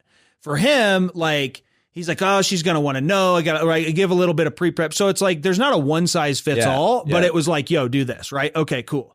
And so it was like that, followed by him showing up different, followed by, hey, another thing where they're going to be away, and it's like figuring out those things where it's like, you're going to spend the weekend anyway, right? You're going to spend the money one way or the other, like, but let's do it in a way that actually benefits you. Yeah. And so it's like, was that first weekend amazing? Not necessarily, because they hadn't like spent that time alone, but by like the third weekend, it's like, oh wow, this is great. This is working. Yeah. To the point where, like, I'm kind of going off here, but like, he's a really good example where it's like, she finally got on a call with us, like a coaching call. And she did not want to talk to me, did not want to be seen, did not want to be part of it. And then finally it was like, hey, okay, got on a coaching call. Yeah. And then from that coaching call, the thing that I had been asking him to ask her to do, which was go get some therapy and help around situation, like her situation, which he was having a hard time influencing her and doing it. Right. Yeah. She gets on the call. And I'm like, hey, so you're going to go do the thing? Yeah. She's like, I don't know. Am I? And I'm like, yeah, you're doing the thing. Like, literally pull it up. Let's pay for this and like handle this right now. And there was just this weird energy between them. And it's like, oh, now she's going to go do the thing. Yeah. Now she's gotten help. Now she's rising. And like, dude, that's within like 6 months that she went from like, you're kind of an asshole. This Tanner guy's kind of an asshole. Like, why is he asking you to do this stuff, to like complete 180? And I have a call with him. He fixed himself. Right. Yeah. And I have a call with him this afternoon. And now he's like, holy shit, dude. Like, all these things about my wife has changed. And now it's exposing these things about myself. And I'm like, I know. That's why we're working together for another 6 months. Right. Yeah. It's like, never-ending game. Yeah. Yeah. And it's like, as long as you're and I told him, I was like, you have chosen the life of continuing to like push for more. And you have broad shoulders for a reason, like you're talking about, right? You have blessing and a curse, baby. Blessing and a curse. Yeah. And he's just like, oh, yeah. Oh my God. And I'm like, I know. Yeah. But that's the importance of getting away, having the time to recharge, like doing this. Otherwise, you're going to want to like smoke a joint on a Saturday and check out, but it's not really going to give you the recharge of getting away with your wife for a weekend. Right. So I think part of it is like women seeing their husbands showing up differently. Well, it feels like the underlying thing here is that like the woman has to trust the husband, and like there's like lack of trust. Right. Like, it's like if your husband's if I've always operated one way, right. And it's like my wife sees it and then I like try to tell her to do something and she like, there's not an underlying trust there. Right. It's like that the whole thing is broken. Right. Yeah. And it's like the one thing that we established, I told you we figured out some things early on, right? Was one of them was communication, how we communicate with one another. Right. One of them was that we were both committed to growth. But one of them, it was like, I have a default belief, and so does Leah, my wife, like we have a default belief that no matter what comes out of my wife's mouth, no matter what she is asking me to do or saying about this, that she actually has my best intentions in mind. Yeah. Right. No matter how I receive it, no matter how it feels in the moment, right. No matter, but like by default, I fundamentally believe that like she wants what's best for me. Right. And it's like, if that isn't trust, right, if that isn't there, right, if I'm like, hey babe, I need you to go and like, we need to go to therapy or we need to go to this or whatever, she'd be like, you asshole, right? You know what I mean? Yeah. But it's like, no, we have each other's best interests in mind. It feels like that was what was lacking. There's a frame around that I heard. This was a nugget I took away from corporate America from one of the CEOs. He said, assume positive intent. And because I'd asked a question at like an all hands meeting, and the culture was kind of shitty in the company. And like, I became the guy that just spoke up in the all hands meetings, right? And kind of like you. Yeah. And I was like, hey, no one else asking a question. All right, here we go. So what about this? Right. Very pointed. Right. And people are just like, geez, dude, you're going to get fired. And I'm like, well, you're either going to fire me or like just going to change around here. Right. Yeah. And so he had said, hey, I think one of the most important things we can do as like team members or employees is assume positive intent. I think that's what you're talking about, right? Yeah. Like I assume, same thing with my wife and I, like we say things that we're like, wait a minute, like that can be a little sandpaper, but like, I'm not trying to be a dick. Like she's not trying to be mean to me. Yeah. It's just like, she has my best interest in mind. And if I forget to assume positive intent, then like I will default into some sort of defensive mode. And the reality is like, I am slacking or I am not doing what I said I would do, but if I don't do that, then I get defensive. So yeah, I think the two big things, what's crazy for me is like, I talk to guys and they're like, there are a lot of people that sell, especially on Instagram, sex, right? They literally are just selling, hey, get your wife to want to have sex with you more, blah, blah, blah, blah, blah. And that works. And like, there's whatever. But for me, it's great marketing. And it's very like on the nose of like the relationship category. Yep. Exactly. Yep. For me, when I like what I've experienced is most guys, like sex aside, it's respect. $1,000,000,000%. I feel like my wife doesn't respect me. Yeah. Got it. Is that her problem or your problem? Right. Have you been a respectable man? Yeah. Oh shit. Right. And so when we start to unravel that, and then the other pitfall is you're saying this, and I did this when I got like, there's a personal development company here in Colorado that like I got introduced to right after my divorce. I went through it, like fast tracked through all the classes. And I was the dude who was like, I was living it to a degree. I was a lot better about talking about it and then telling other people, like putting them into the frame of what they should be doing and how they should be living their life according to their principles. And like that shit doesn't work at all. And so what happens with a lot of guys, and especially from the program that I sold, they would be like, this is amazing. The leader of this is amazing. Here's the principles I'm learning. You should do this, da, da, da, da, da. But they're not actually implementing it in their life. And they think that they can just tell their wife about the cool stuff they're learning and that she should do it too, which was kind of this client example that I'm talking about, where he was like, yeah, but I really think she should be doing this, or I really think she should be doing that, or I really think, and I'm like, forget what she should be doing. Let's not worry about anything she's going to do for the next 90 days. And then it got to the point again where she trusted me because of the changes she saw in him, to where I could be like the linchpin to be like, yo, you're going to go do this thing we talked about. Yeah. And that was like a $10,000 experience. That was like one phone conversation. I'm like, sign up, swipe the credit card, book your flight, go do this experience. Because I know based on my experience, one with that thing, but the industry in general, that's going to be the most beneficial for the challenges you're facing. Yeah. Boom. Trust, but trust, you can't, I tell people like, you can't microwave trust. No, that's a great way to put it too. And it's like you have to, it's incrementally every day, right? Like I'm going to expect the best from you, or assume positive intention, right? And I'm going to assume that I'm going to know that you assume positive intention from me. Yep. But then guess what? I have to actually have positive intention every single time, right? And it's like, there are a lot of paradoxes in life that I've dealt with. I'm like, but a huge one, right? And probably the biggest shift of from a personal development perspective was Katie would teach me this. She's like, it doesn't matter what you do. And I'm like, what do you mean? She's like, doing follows being, right? And she's like, if you want to influence somebody else, don't even focus on them, just focus on you. Yeah. And I'm like, you don't understand. There's two people in this equation. She's like, right, but they're not reacting to what you're doing. They're reacting to who you're being, right? And I'm like, bullshit, right? Like, you know what I mean? Like, I did not believe that at all, right? But like, even in the littlest things, I mean, like, for example, like, I was for most of my life, I've been pretty skinny, right? Mm-hmm. Like way too skinny on it. Like, Yep. and just not in the gym. I hate the gym or like whatever. Right. And like, Leah's not a very, openly affectionate person in public in any way, shape or form. Right. Like very reserved and everything like that or whatever.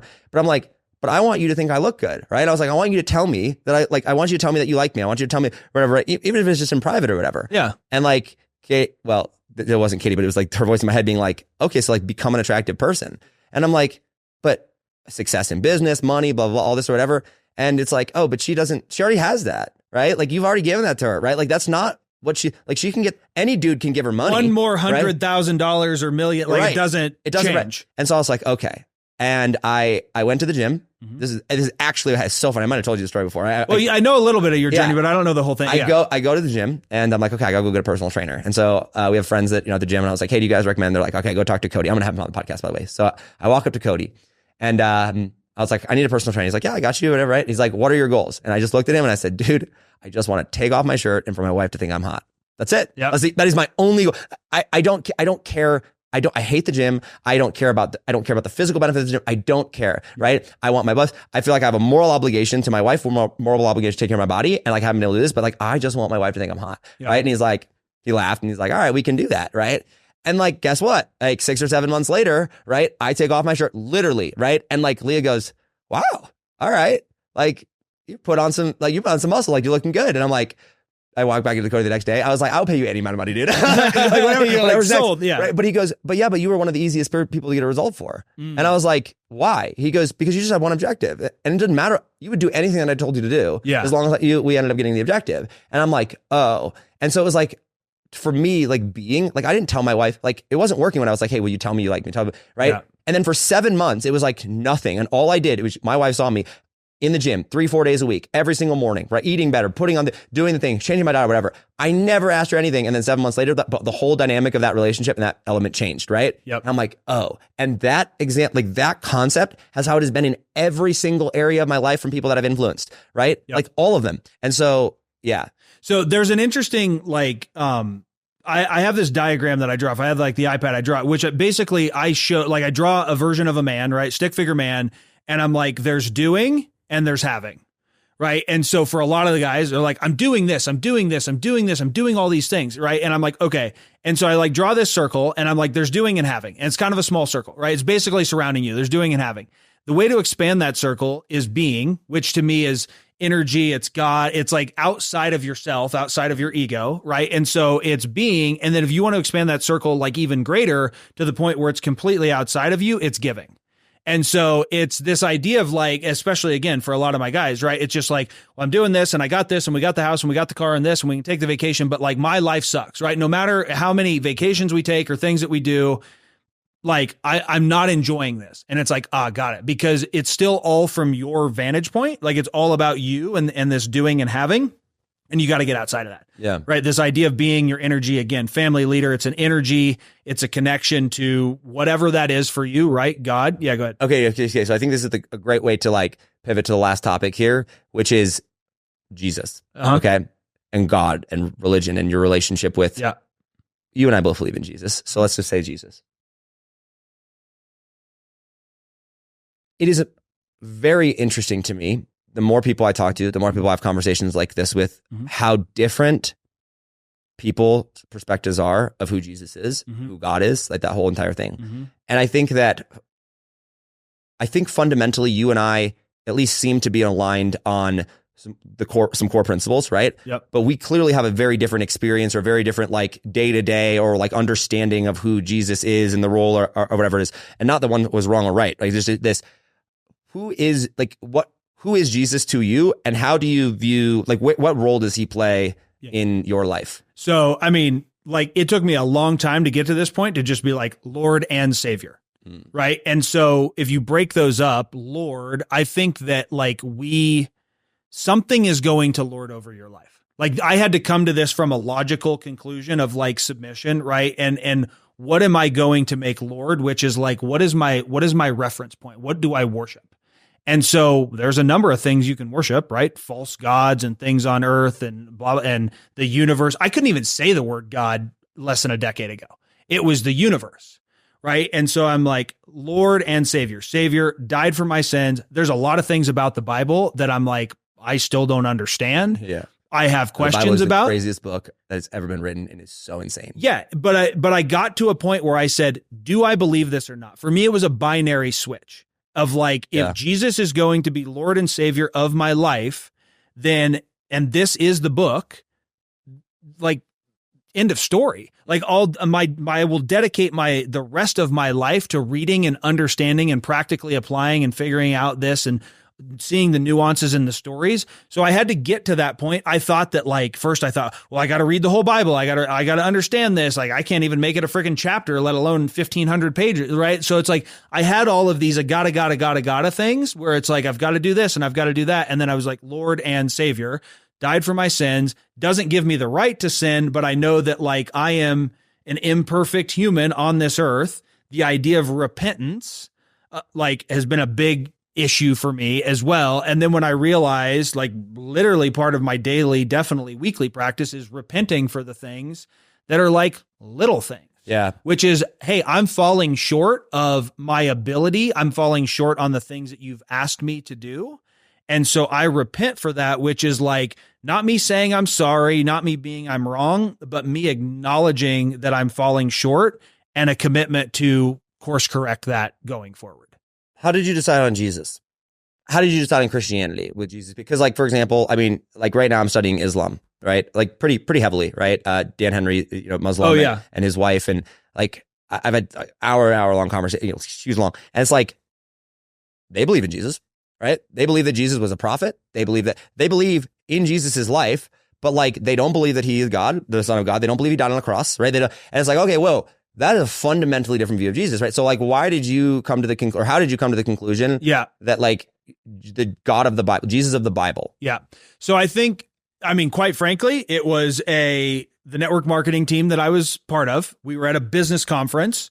The leaders of that team who I respected, they were wealthy. One of the dudes was jacked. One of the other guys was older, seemed like he had a great relationship with his wife. It was not part of like the business training. I knew what their beliefs were. And then they said, hey, on Sunday, we have an optional church service. And so I was like, okay, well, why not? At that time, my wife and I, we were together. We were married. She was devout Catholic. We got married in the largest Catholic church in New York City. St. Patrick's Cathedral. Like, dude, there were more tourists at our wedding than there were like actual guests. Or like, who's getting married? Like, it's crazy time. Oh, God. Right. And so I was like fairly resistant to it, but I wasn't I wasn't an atheist or an anti-believer. So I was like, you know what, whatever. She's got a stronger belief system. So I'm going to go along with that. That was my position at the time. Yeah. In that church service, I'm like weeping. Right. And they're like, who wants to accept Jesus? Raise your hand. And I raised my hand and my wife's looking at me like, and I'm like, I don't know. Yeah. Right. And then they're like, come forward, Bible, weeping, just like this whole thing. And we leave, it's like 3-hour service in a hotel room in Chicago, like hotel conference room. And she's like, what does this mean? She's all excited. Oh my God. Oh, yeah. Oh, you're on my team. You're going to become Catholic, blah, blah. And I'm like, I don't know. Yeah. But what I do know is I had an experience in that moment that said, raise your hand, step forward. And I was uncontrollably weeping, which I don't really know what that means. But I think that was like, I had my grip so tight on life my way. And it was just like surrender, let go. And so like the experience of like utter and complete need for a savior, right? Like completely helpless without it. Correct. Yeah. And so 6 months later, same group, different hotel room, but similar Sunday service, same thing. Raise your hand, step forward. I raised my hand. I step forward again.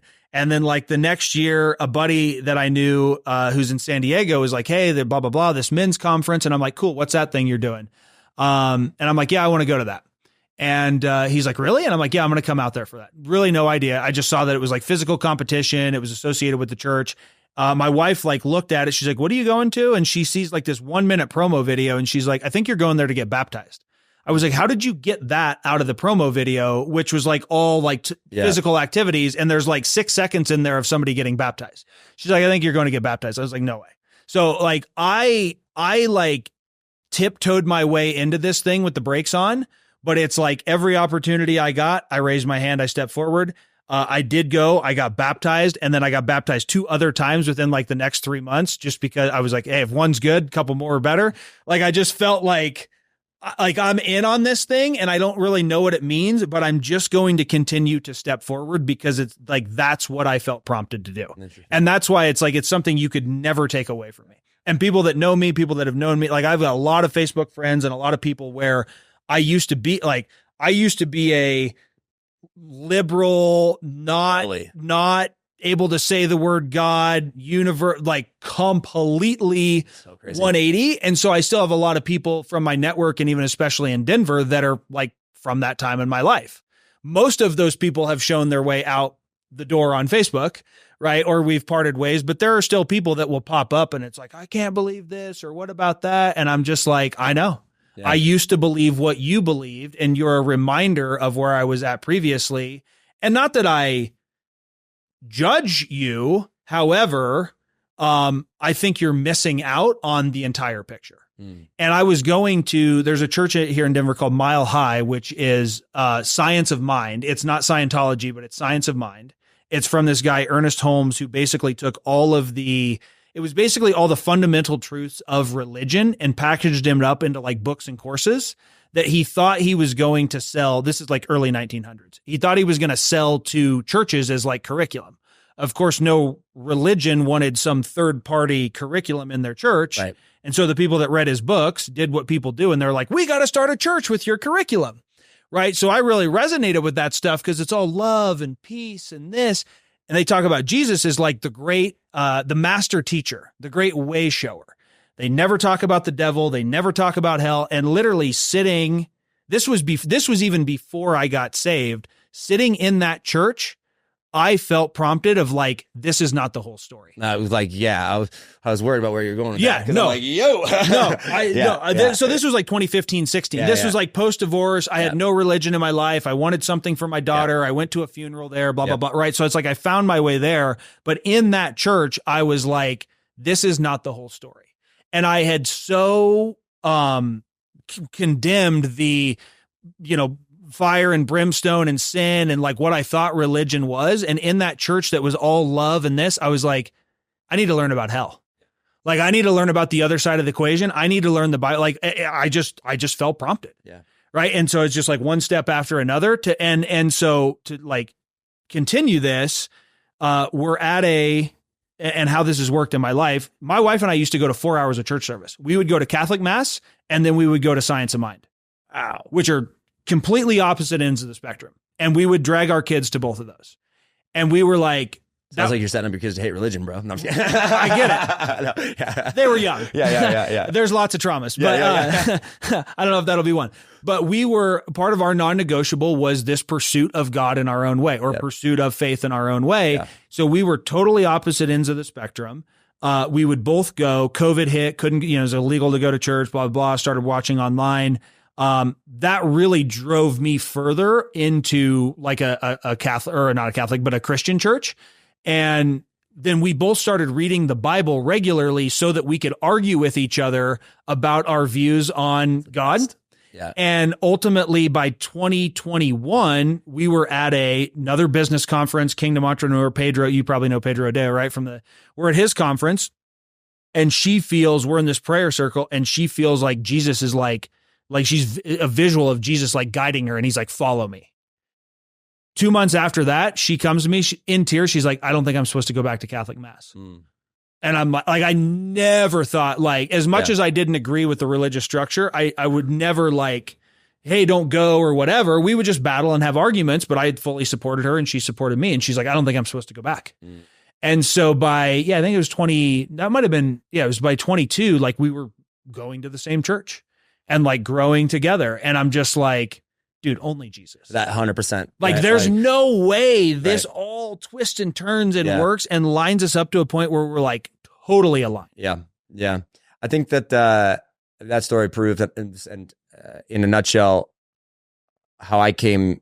I mean, I've studied about every religion out there and continue to, right? But I feel like Christianity and the story of Jesus of the Bible is the only religion that adequately addresses the human condition, right? Like like the fact that like a God, like God came down and walked among men. Yeah. Right. Like what? Right. The fact that he took away that you can't be good enough, that he's going to do it for you. Right. The fact that like it addresses the suffering and addresses good and evil and addresses like this, has a vision of what to come. It answers, I have 4 core pillars that you have to answer. It's like, where do we come from? Right. Where are we going? What's our purpose? And where's morality come from? Right. You got to be able to answer those 4 things. Cause as much as people want to, like, I've talked to some people that are like, what does it matter where we came from? What does it matter where we're going? I'm like I know deep down in your soul, like I know that you're asking that question, right? Like everybody wrestles with that, right? No, you can't just wake up and go, I have no questions about where we came from. I have no questions about good and evil. I have no it's impossible, right? Correct. And so like I think Christianity does answers the best, at least the Jesus of the Bible, right? Yeah. Does. So And let me say one other thing, because